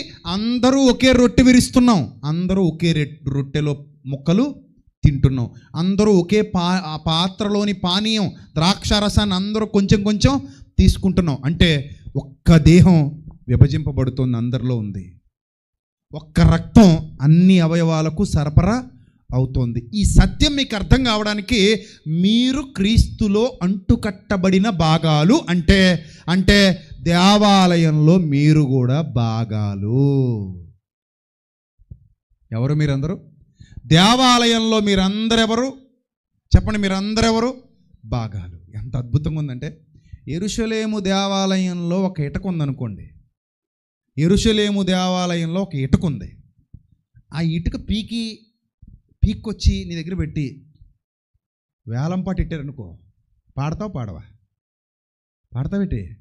పాడతావులా? ఎందుకు పాడవు? మన వాళ్ళకి బుర్ర ఎదగదు, ఇంకా బుర్ర ఎదగదు. యెరూషలేములోంచి ఒక ఇటుక పీక్కొచ్చి పాట పెడితే పాడతావా? ఇది సొలొమోను గారి కట్టిన దేవాలయంలో ఇటకండి, దొరికింది. పురాతత్వ శాస్త్రవేత్తలు దొరికింది, మనం తెచ్చాం, ఇక్కడ ఇట్టాం, పాట ఇట్టాం. పాడతావా? నేను పాడను. నేనైతే పాడను. నేనేమంటాను చెప్పనా? బాగా విను. నేనేమంటాను చెప్పనా? అరే నాయనా, మహిమలేని మందిరంలోని ఇటక తెచ్చావు, మహిమగల మందిరంలో ఇటకనరా బిడ్డ. నేను దాని గురించి ఎందుకు పాట పాడాలి? నేనే నేనే ఆయన మందిరంలో ఒక ఇటుకగా ఉన్నాను. ఇప్పుడు దేవుని నామానికి మహిమ కలుగును కాక. సో ఇప్పుడు వాటి గురించి నేను పాట పాడను, నాకు అవసరం లేదు. ఆ పాట నాకు అవసరం లేదు. ఒకటోసారి, రెండోసారి, మూడోసారి మనకు అవసరం లేదు. మన వాళ్ళు ఎదగరండి, మన వాళ్ళు ఎదగరు. ఒక ఆడియో వినిపిస్తాను మీకు. ఉందా నాయన? అదే క్యాలెండర్ల పాట ఉందా? ఒక ఆడియో. వీడియో వద్దులండి, ఏడుస్తారు మనకు పడి. వీడియో వద్దులండి, ఏడుస్తారు. ఎందుకు వద్దు? అది చూసి అందరూ నవ్వుతారు కూడా. సో ఆ ఆడియో ఉంటే ప్లే చేయండి బాబు. మన వాళ్ళు ఏ టైప్ అనుకుంటున్నారు? మన వాళ్ళు మేమే మందిరాలు అని మర్చిపోయారు. మేము అందరం మందిరాలు మర్చిపోయారు. ఇప్పుడు కిడ్నీకి లివర్కి ఎక్కడైనా పోటీ ఉంటుందా? ఉంటుందా? కిడ్నీకి లివర్కి ఈ కొనికి పోటీ ఉంటుందా? ఈ పేదానికి పోటీ ఉంటుందా? కొరికేసుకుంటే ఇటు అవుదాన్ని ఒకటి. కింద పళ్ళు పై పళ్ళు దెబ్బలాడుకుంటాయా? కింద పళ్ళు పై పళ్ళు దెబ్బలాడుకుంటే ఎట్టుంటుంది మీ దేహం? ఎంత చిరాకు ఉంటుందండి. ఉండదా? కింద పళ్ళు పై పళ్ళను కొరికేద్దామని, పై పన్ను కింద పన్నును కొరికేద్దామంటే మధ్యలో 4 ముక్కలైపోద్ది. కాబట్టి కింద పన్నుకి పై పన్నుకి ఏముండదు, పోటీ ఉండదు. ఈ చెయ్యి దెబ్బలాడుకుంటాయేంటి? మీ తల్లిదండ్రులకి నా వందనాలు, కూడి వచ్చిన సంఘానికి అందరికీ నా వందనాలు. సెకండ్ క్యాలెండర్ నీ పాట పెట్టబోతున్నాం, మీరందరూ పాడుకోవచ్చుగా కోరుతున్నాం. దేవుడి పాట 500. సార్ ఆపరా రాజేష్ సెకండ్ క్యాలెండర్ పాట పెడుతున్నారంట.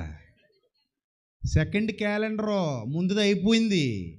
ఆ వీడియో మనకు దొరకలేదు, రెండోది దొరికింది. ముందు పాట మనకు దొరకలేదు. ముందు పాట ఎవడు పాడుకున్నాడో తెలదు. మరి అదే సుబ్బారావు పాడాడో, అప్పారావు పాడాడో, ఎవడు పాడాడో పాడిచాడు. ఇప్పుడు రెండో పాట క్యాలెండర్ ఎడుతున్నారు. రెండో క్యాలెండర్ పాట ఎడుతున్నారు. దేవుడి పాట ఎంత? అమ్మమ్మ, ఇది వరకు రూపాయి అనేవాడిని. పాపం దేవుడి రేటు కూడా పెంచారు. ఎంత చేశారు ఇప్పుడు దేవుడి రేటు? 500 చేశారు. దేవుడి పాట ఎంతట? 500. ఓన్లీ ఆడియో అయినా ప్లే చేస్తున్నారు, వీడియో అయితే ఏడిచేస్తారు మనకు పడి.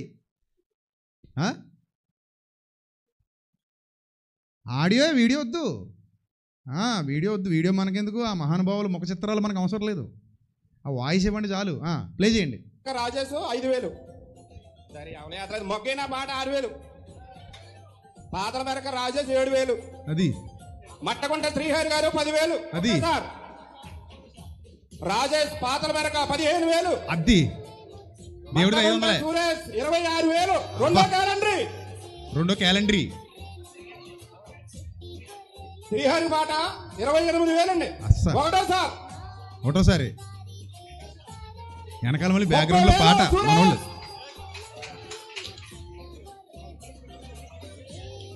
35 శ్రీహరి పాట 35,000. రెండో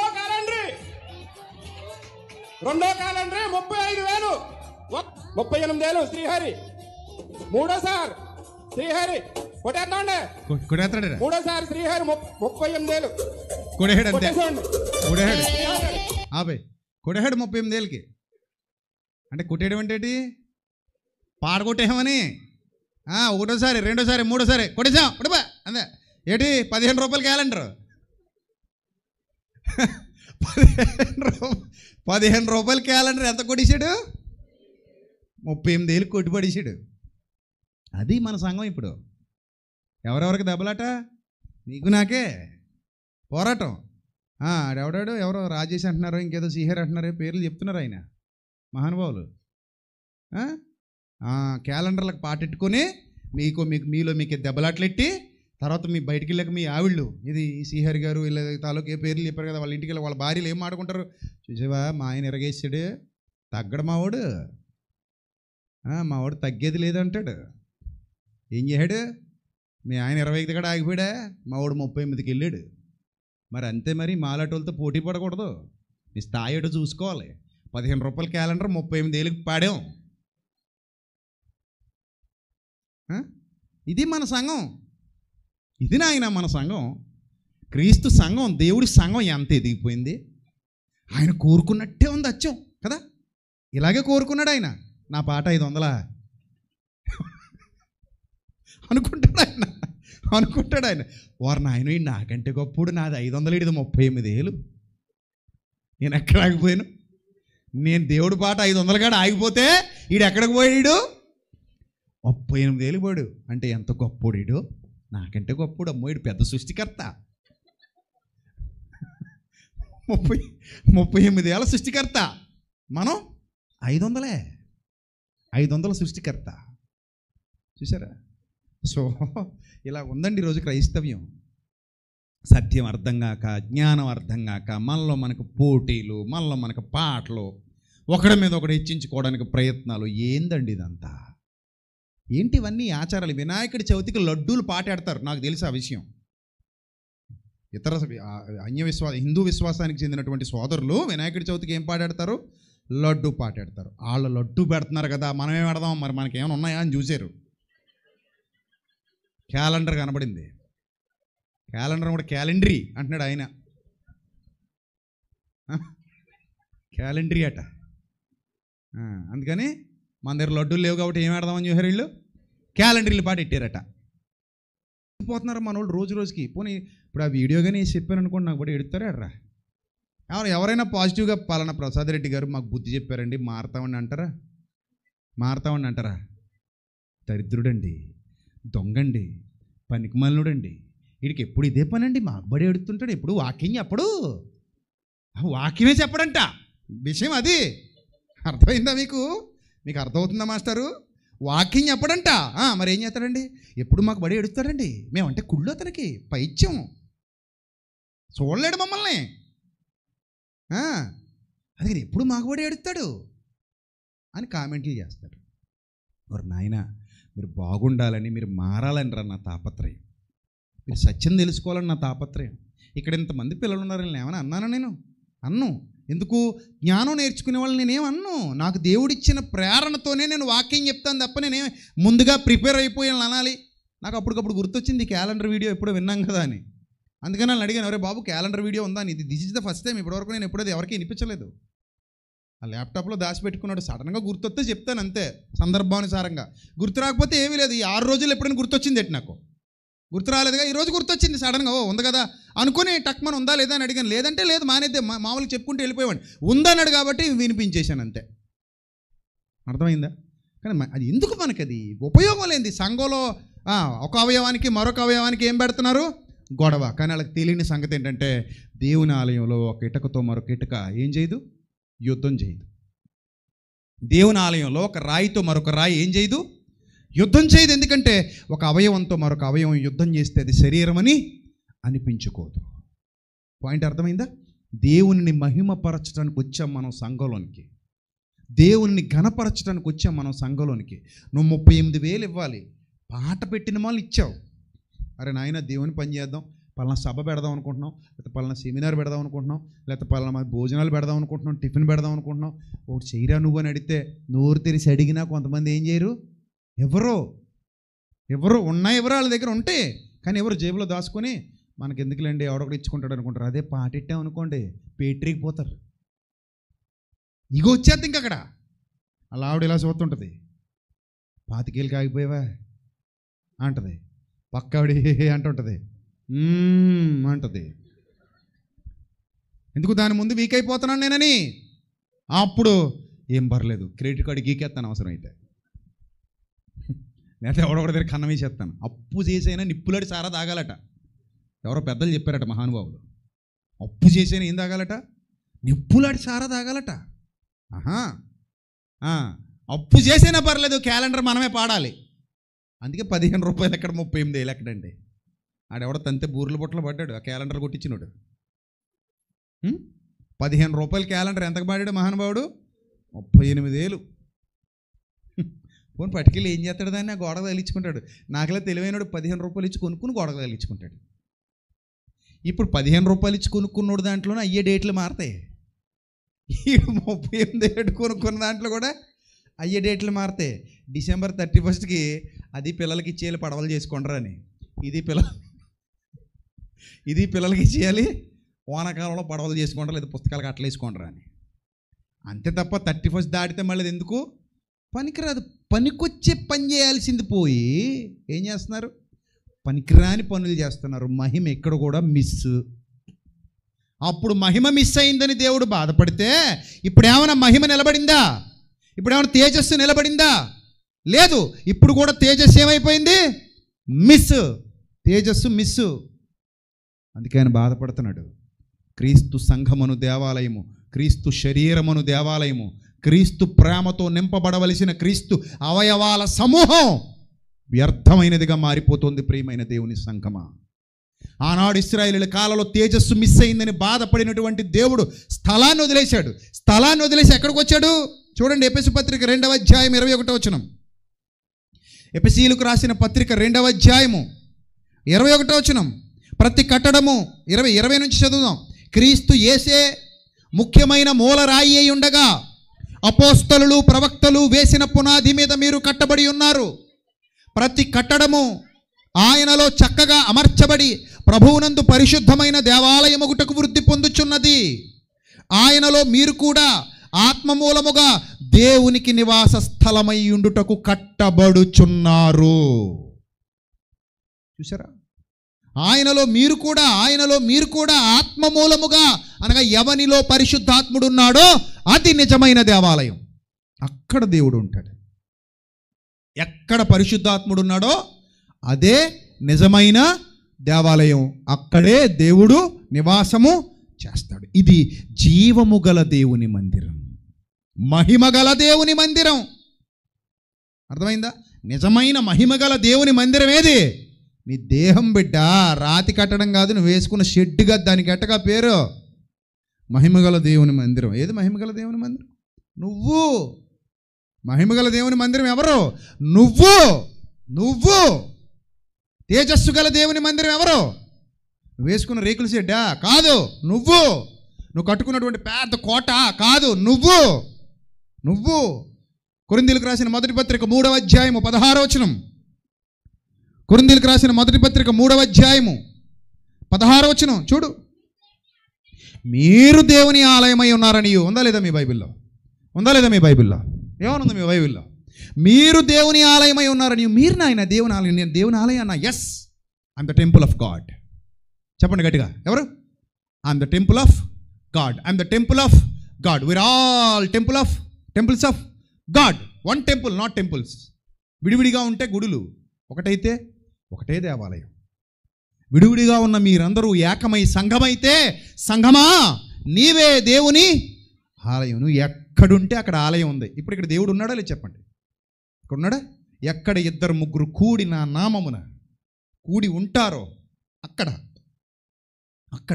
వారితో కూడా నేనున్నాను. అంటే దేవుడు ఉన్నాడు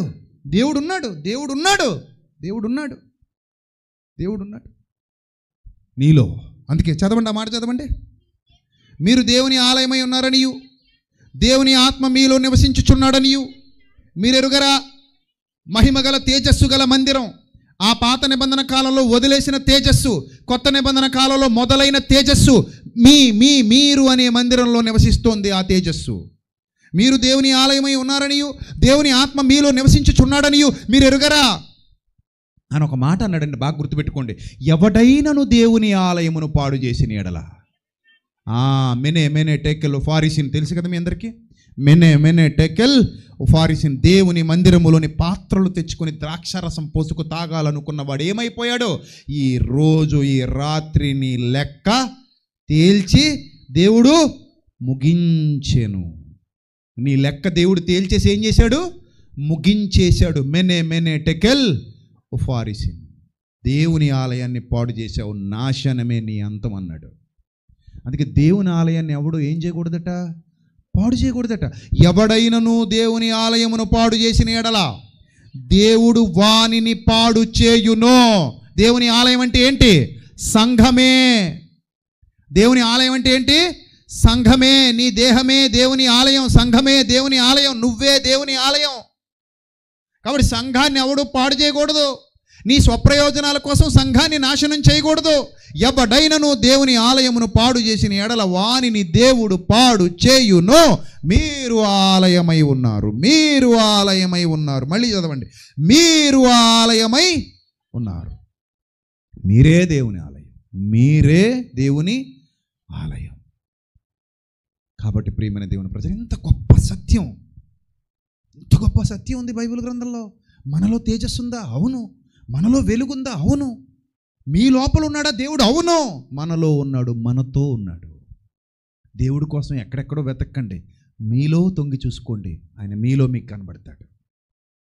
మీలో మీకు కనబడతాడు. మీలో లేడా? పొందుకునే ప్రయత్నం చేయండి. ఎలా? ఎక్కడ వాక్యం స్థిరముగా నివసిస్తుందో అక్కడ దేవుని కాపురం ఉన్నాడు. ఎక్కడ వాక్యం సమృద్ధిగా నివసిస్తుందో ఆ హృదయంలో దేవుడు నివాసం ఉన్నాడు. ప్రకటన గ్రంథం చూడండి ఎంత బాగుందో మాట. 21వ అధ్యాయం, ప్రకటన గ్రంథం 21వ అధ్యాయం 22వ వచనం చూద్దాం ప్రియమైన దేవుని సంగమా. ప్రకటన గ్రంథం 22వ అధ్యాయము 21వ అధ్యాయము 22వ వచనం. సర్వాధికారి అయిన దేవుడగు ప్రభువును గొర్రె పిల్లయు దానికి దేవాలయమై ఉన్నారు. ఏంటంటే దేవాలయం ఎవరట? దానిలో నాకు ఏ దేవాలయము నాకు కనబడలేదు. దానిలో ఏ దేవాలయము నాకు కనబడలేదు. ఒకటే ఒక దేవాలయం ఉంది. ఆ దేవాలయం ఏంటి? చదవండి తర్వాత మాట. సర్వాధికారి అయిన దేవుడు ప్రభువగు గొర్రె పిల్లయు దానిలో దేవాలయమై ఉన్నారు. తర్వాత అంటాడు, ఎంత బాగుంది చూడండి. ఆ పట్టణములో ప్రకాశించుటకై సూర్యుడైనను చంద్రుడైనను దానికక్కర్లేదు, దేవుని మహిమయే దానిలో ప్రకాశించుచున్నది, గొర్రె పిల్లయే దానికి దీపము. గొర్రె పిల్లయే దానికి దీపము. నెక్స్ట్, జనులు దాని వెలుగునందు సంచరింతురు. ఎవరట సంచరించేది? జనులు ఆ వెలుగునందు సంచరింతురు. భూరాజులు తమ మహిమను దానిలోనికి తీసుకొని వత్తురు.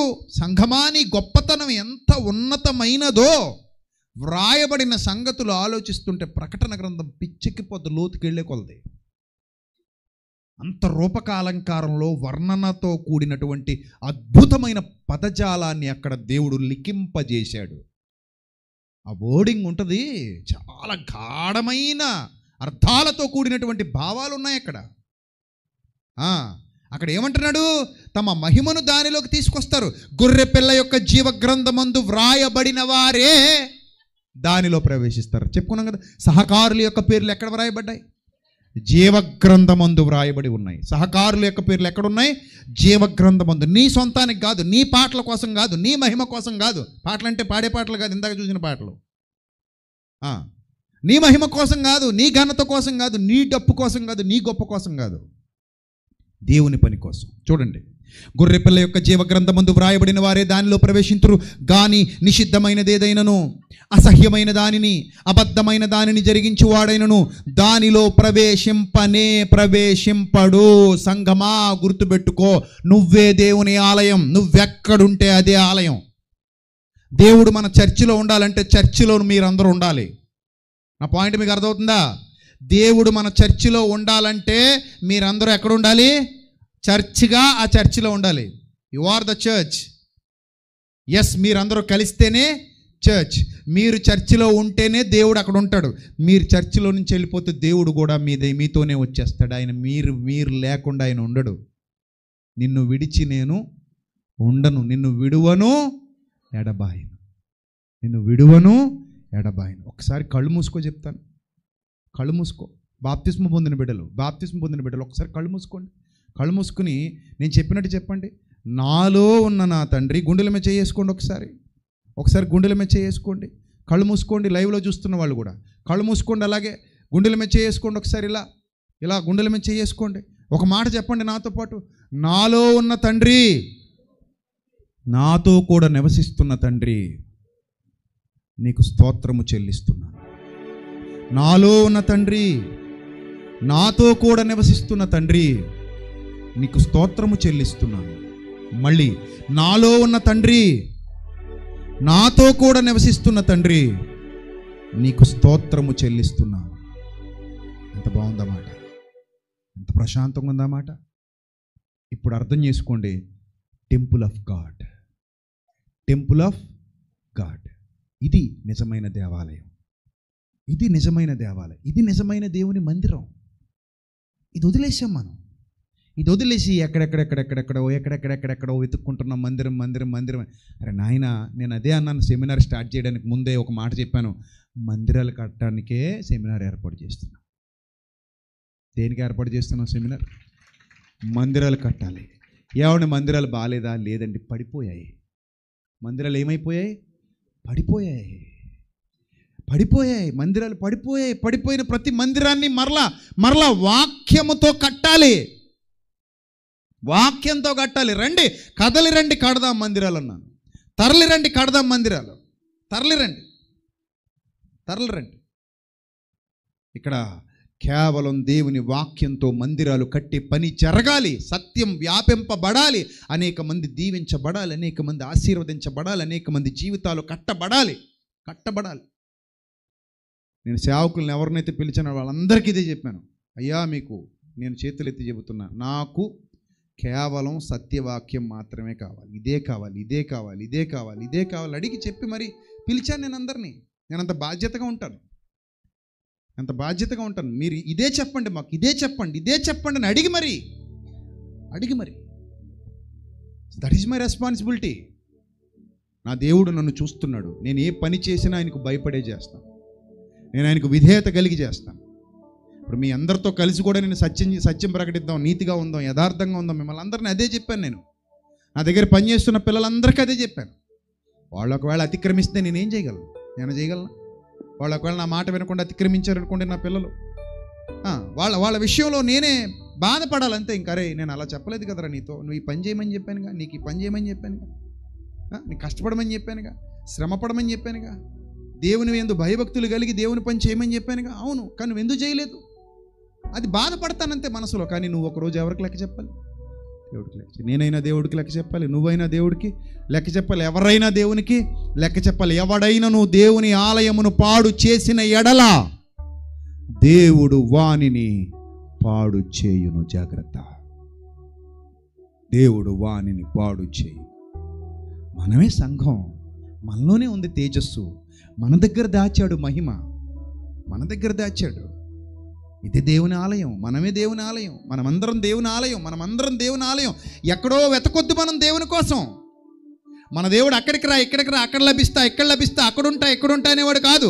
మీరందరూ ఎక్కడుంటే, సత్యవాక్యంలో మీరు ఎక్కడైతే ఎదుగుతుంటే నేను అక్కడుంటా. సత్యం ఉండాలి. అందుకే ఆత్మతో ఆరాధన, సత్యముతో ఆరాధన. ఆత్మ, పరిశుద్ధాత్మ, సత్యము, దేవుని వాక్యము, ఆ వాతావరణంలో జరిగేదే నిజమైన ఆరాధన. ఆ వాతావరణం లేని చోట జరిగేది ఏదైనా సరే ఆరాధన కాదు.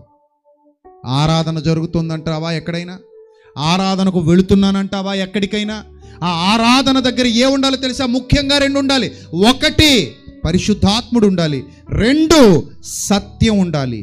ఆత్మతో సత్యముతో ఆరాధించేదే ప్రభువుకి ఇష్టమైన నిజమైన ఆరాధన. ఆ 2 లేకపోతే ఆరాధనే లేదక్కడ. కొంతమందికి ఏసీ కావాలంటే చర్చికి వెళ్ళాలంటే, ఏసీ లేకపోతే వెళ్ళమండి. అడుక్కు తింటావు, కంగారు పడుకో. నేను చెప్తున్నాను కదా, రాసి పెట్టుకో. ఏడిస్తే నాకు పడి ఏడుస్తావు. ఒకరోజు నా దేవుని సన్నిధిలో నేను గుర్తొస్తాను నీకు. ఏసీ లేకపోతే వెళ్ళవా? మరి ఇంకేం కావాలి? ఎక్కువ మంది ఉండాలండి, కొలమంటూ ఉండాలండి, పురుగులాగా. అంటే 10 మంది 20 మంది ఉంటే వెళ్ళవా? సత్యం ఉన్న చోటకి వెళ్ళండి. మరి ఇంకేం కావాలి? ఇంకా ఉంటాయండి మాకు రిక్వైర్మెంట్స్ ఉంటాయి. ఏముంటాయి రిక్వైర్మెంట్స్? చాలా ఉంటాయండి మాకు రిక్వైర్మెంట్స్. ప్రియులారా, గుర్తుపెట్టుకోండి, మనం దేవుని సన్నిధిగా వెళ్ళాలి. ముక్కలన్నీ తెచ్చి అతికిస్తే మందిరం అవ్వాలండి, మందిరం ముక్కలు అవ్వకూడదండి. ఆ పాయింట్ అర్థమైందండి మీకు? మీరందరూ ముక్కలైతే ఈ ముక్కలన్నీ తెచ్చి అతికిస్తే ఏమవ్వాలండి? మందిరం అవ్వాలండి. మందిరం ముక్కలు అవ్వకూడదండి. మందిరం ముక్కలైతే దేవునికి మహిమ రాదండి. ముక్కలన్నీ కలిపి ఏకమైతే అది మందిరం అవుతుందండి. అలాంటి మందిరాన్ని కోరుకుంటున్నాడు దేవుడు. ఆయన కోరిక ఎప్పుడైనా తెలుసుకున్నారా మీరు? ఒక అన్యజనురాల దగ్గరికి వెళ్ళి, నాకు 5 పెనిమిట్లు ఉన్నారంటే, అవునమ్మా నీవు సత్యమే చెప్పితివి, ఇప్పుడు ఉన్నోడు కూడా నీ పెనిమిటి కాడు. నీకు 5 పెనిమిట్లు ఉన్నారు, నీకు పెనిమిటి లేడని నువ్వు చెప్పింది సత్యమే. ఎందుకంటే నీకు ఒక పెనిమిటి ఉంటే కదా పెనిమిటి ఉన్నాడని చెప్పడానికి. నీకు 5 పెనిమిట్లు ఉన్నారు, ఇప్పుడున్నోడు కూడా నీ పెనిమిటి కాడు. ఆడు 6వాడు, ఆడు నీ పెనిమిటి కాడు. కానీ 5 పెనిమిట్లు, నువ్వు సత్యమే చెప్పావు. షాక్ అయిపోయి గజగజ వణుకుతుంది. ఏం చేయాలో అర్థం కావట్లే. అప్పుడు మాట్లాడాడు. చూడండి, యోహాను సువార్త 4వ అధ్యాయం ముగించుకుందాం. యోహాను సువార్త 4వ అధ్యాయం చదవండి ప్రియమైన దేవుని సంగమా. ఎంత గొప్ప సత్యాన్ని దేవుడు మనకు బయలుపరుస్తున్నాడు ఈ రాత్రి. యోహాను సువార్త 4వ అధ్యాయం 20వ వచనం. మా పితరులు ఈ పర్వతమందు ఆరాధించిరి, కానీ ఆరాధింపవలసిన స్థలము, ఇందాక మనం పొద్దునుంచి మాట్లాడుకున్న చరిత్ర చెప్తోంది, అప్పటికే ఆ పని అయిపోయింది, దాని గురించి క్లోజ్. యేసుప్రభు వారికి దానికి తెలిసిపోయింది, కట్ చేస్తారు దాన్ని. కానీ ఆరాధింపవలసిన స్థలం ఎక్కడుందట? యెరూషలేములో ఉన్నదని మీరు చెప్పుదురు అంటే అర్థం ఏంటి? మీరు చెప్పుదురు అంటే అర్థం ఏంటి? ఆయన చెప్తాడని కాదు, మీరంటే యూదులని, మీరంటే మీ ఓళ్ళు, మీ ఉట్లు. ఆయన యూదులే కదా, మరి మీరంటే యూదులు చెప్తారు ఆరాధింపవలసిన స్థలము యెరూషలేములో ఉన్నదని మీరు చెప్పుదురు. ఆయనతో అనగా యేసు ఆమెతో ఇట్లా, నేను యేసు ఆమెతోనే కాదు, నీతో కూడా ఈ రాత్రి నా ప్రియ చెల్లెమ్మ, నా ప్రియ అక్క, నా ప్రియ తమ్ముడు, నా ప్రియ అన్నయ్య, నీతో కూడా ఆ యేసు ఇలాగే అంటున్నాడు. నీతో కూడా, నాతో కూడా మన యేసు ఇలాగే అంటున్నాడు, మన క్రీస్తు ఇలాగే అంటున్నాడు ఈ రాత్రి. అది ముద్రించుకొని ఇక్కడి నుంచి వెళ్ళు ప్లీజ్, అది ముద్రించుకొని ఇక్కడి నుంచి వెళ్ళు. మళ్ళీ ఈ రాత్రి గడిస్తే నేను నీకు దగ్గరగా ఉండను, నువ్వు నాకు దగ్గరగా ఉండవు, నీతో నేను చెప్పడానికి నువ్వు నాకు దొరకకపోవచ్చు. ఎక్కడెక్కడ నుంచో వచ్చారు మీరు. కొంతమంది కర్ణాటక నుంచి వచ్చారు, కొంతమంది ఒరిస్సా నుంచి వచ్చారు, కొంతమంది మహారాష్ట్ర నుంచి వచ్చారు, చాలామంది ప్రజలు ఉన్నారు ఇక్కడ. కొంతమంది తెలంగాణ నుంచి వచ్చారు, చాలా ప్రాంతాల నుండి వచ్చినటువంటి పిల్లలు ఉన్నారు. అందరికీ నా నిండి వందనాలు. మీ అన్నగా నేను ఎప్పుడూ మీకోసం ప్రయాసపడతాను. ఆ దేవుడు మిమ్మల్ని విడివడు, నేను కూడా మిమ్మల్ని విడిచిపెట్టను. మిమ్మల్ని వెంటాడుతూనే ఉంటాను, యూట్యూబ్ రూపంలోనో, వాట్సాప్ రూపంలోనో, లేదా సభల రూపంలోనో, ఏదో రూపంలో మాత్రం మిమ్మల్ని వెంటాడుతూనే ఉంటాను. నేను ప్రకటించే సత్యం మీ చెవుల్లోకి పంపిస్తూనే ఉంటాను. దయచేసి చెవులు మాత్రం మూసుకోకండి. మీ అన్నయ్య మీకోసం సేవ చేస్తున్నాడని గుర్తుపెట్టుకోండి. మీరు ఎక్కడున్నా ఒకటి మాత్రం గుర్తుపెట్టుకోండి, రాజమండ్రి పరిసరాల్లో మా అన్న ఉంటాడు, మా కోసం సేవ చేస్తున్నాడు. ఆయన చేతుల మీదుగా మేము బాప్తిస్మం పొందాం, ఆయన చేతుల మీదుగా మేము సత్యం తెలుసుకున్నాం, ఆయన నోటి ద్వారా మేము సత్యం తెలుసుకున్నాం. ఆయన మమ్మల్ని రక్షణలోకి నడిపించాడు. ఆయన మా కోసం ప్రయాసపడే మా దైవజనుడు, మా దైవ సేవకుడు. ఈ ఒక్క విషయం మీరు గుర్తుపెట్టుకుంటే, మీరు ఎక్కడున్నా ఇంకో దేశంలో ఉన్నా, చివరికి అందరం తిరిగి ఎక్కడ కలుసుకుంటాం? దేవుని సన్నిధిలో కలుసుకుంటాం. ప్రతి సంవత్సరం సెమినార్లో కలుసుకుంటాం, కరెక్టే. కానీ చివరికి ఎక్కడ కలుసుకుంటాం? దేవుని సన్నిధిలో కలుసుకుంటాం. దేవుని సన్నిధిలో కలుసుకునేంత వరకు నేను మిమ్మల్ని వెంటాడుతూనే ఉంటాను, వదలను, ఖచ్చితంగా వదలను చెప్తున్నాను. ఎందుకంటే మీరు నా తండ్రి సొత్తు అయితే నా సొత్తు కూడా. ఎందుకంటే నా తండ్రి నా సొత్తు కాబట్టి, నేను నా తండ్రి సొత్తు కాబట్టి, నేను మీ సొత్తు, మీరు నా సొత్తు, మనమందరం ఆయన సొత్తు. We're all one. This is the real temple of God. మనం దేవుని పిల్లలం. అందుకే ఆ యేసు ప్రభు ఆ సమరయ స్త్రీతో మాత్రమే చెప్పలేదు, సంగమా మనందరితో చెప్తున్నాడు. మనందరితో చెప్తున్నాడు. ఏమని చెప్తున్నాడు మన యేసయ్య? ఏమని చెప్తున్నాడు మన యేసుక్రీస్తు? ఏమని చెప్తున్నాడు మన రక్షకుడు? చదవండి ఒకసారి. అమ్మా, ఎంత అందంగా పిలిచాడండి. అమ్మా, ఒక కాలము వచ్చిచున్నది. వచ్చిందా రాలేదా? ఇంతకీ ఆ కాలం వచ్చిందా రాలేదా? వచ్చిందమ్మా. గుర్తించట్లేదమ్మా జనాలు. వచ్చి చాలా కాలం అయింది. వచ్చినా ఇంకా గుర్తించని దుస్థితిలో ఉందమ్మా మన క్రైస్తవ్యం. వాళ్ళు బాగు చేయాలనే నా తపన, నా తాపత్రయం. వాళ్ళు బాగు చేయాలనే, అంతకుమించి నాకు ఆశలే ఉండవు. 10 జీవితాలు నిలబెట్టాలి, అప్పుడు ఎక్కువ పొంగిపోతాను. 10 మందికి వాక్యం చెప్పాలి, అప్పుడు ఎక్కువ ఆశపడతాను. నా తండ్రి పని ఘనంగా జరగాలి, అంతే నా కోరిక, అంతే. ఒక కాలం వచ్చిచున్నది. ఆ కాలముందు ఈ పర్వతము మీదనైనను కొట్టిపడేశాడు. ఈ పర్వతము మీదనైనను, యెరూషలేములోనైనను, ఈ పర్వతం మీదనైనను కొట్టేశాడా? యెరూషలేమును కొట్టేశాడా లేదా? యెరూషలేములోనైనను, ఎక్కడైతే దేవుని సన్నిధి ఉందని దావీదు స్థాపించిన స్థలం ఉందో, సొలొమోను మందిరం కట్టిన స్థలం ఉందో, అక్కడ కూల్చివేయబడితే జెరుబ్బాబేలు కట్టిన మందిరం ఉందో, అక్కడ పాడైపోతే హేరోదు రాజులు బాగు చేయించిన మందిరం ఉందో, ఈ స్థలమందైనను మీరు తండ్రిని ఆరాధింపరు. నా మాట కాదు, మన యేసుక్రీస్తు మాట. నా మాట నమ్ము, నా మాట నమ్ము. నమ్ముతున్నావా? ఎప్పటికీ నమ్మట్లేదే, ఇప్పటికీ నమ్మట్లేదే. నమ్మండి అమ్మా, మీకు దండం పెడతాను, నమ్మండి. నా మాట నమ్మమని 2000 సంవత్సరాలు అవుతుంది యేసుప్రభు చెప్పి. ఇప్పటికే నమ్మట్లేదు జనాలు, ఇప్పటికే నమ్మట్లేదు. ఎక్కడ పోతావంటే పలానా చోటకు పోతాను. నువ్వెవరు? నేనే ఎందుకు పనికిరానండి, నువ్వే దేవాలయం రా నాయన.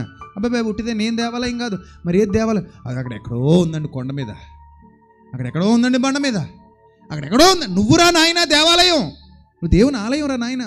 అదే కదా, నేను దేవాలయం కాదు, నేను దేవుని ఆలయం కాదు. కాదురా, మనం అందరం కలిస్తేనే దేవాలయం. మనం అందరం ఒకటి, we're all children of God. మనం దేవుని పిల్లలం, మనందరం కలిస్తేనే దేవాలయం. మనందరం కలిసి ఉందాం, దేవుని పని చేద్దాం, దేవుల్లో వాడబడదాం. ఎక్కదు, కొంతమందికి ఎక్కదు.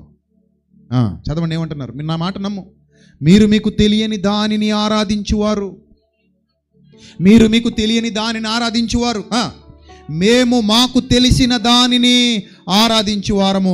రక్షణ యూదులలో నుండే కలుగుతోంది. అయితే యథార్థముగా ఆరాధించువారు ఆత్మతోనూ సత్యముతోనూ తండ్రిని ఆరాధించు కాలము వచ్చుచున్నది, అది ఇప్పుడును వచ్చేయున్నది. అంటే అప్పుడే వచ్చేసిందట అంటే ఆ యెరూషలేము మందిరానికి కాలం అప్పుడే చెల్లిపోయింది. ఆ భౌతికమైన మందిరానికి అప్పుడే కాలం ఏమైపోయింది? చెల్లిపోయింది. యేసు తన దేహమును దేవాలయమును గురించి మాట్లాడటం మొదలుపెట్టేశారు. సంఘమాని శిరస్సు ఎవరు? ఎవరు నీ హెడ్ ఎవరు? నీ హెడ్ ఎవరు? హెడ్ ఆఫ్ ద డిపార్ట్మెంట్ ఎవరు? యేసుక్రీస్తు. సంఘమా, నీ హెడ్ ఎవరు? యేసుక్రీస్తు. అందుకే అంటున్నాడు, దేవుడు ఆత్మ గనుక తనను ఆరాధించువారు అట్టివారే కావాలని తండ్రి కోరుతున్నాడట. కోరిక.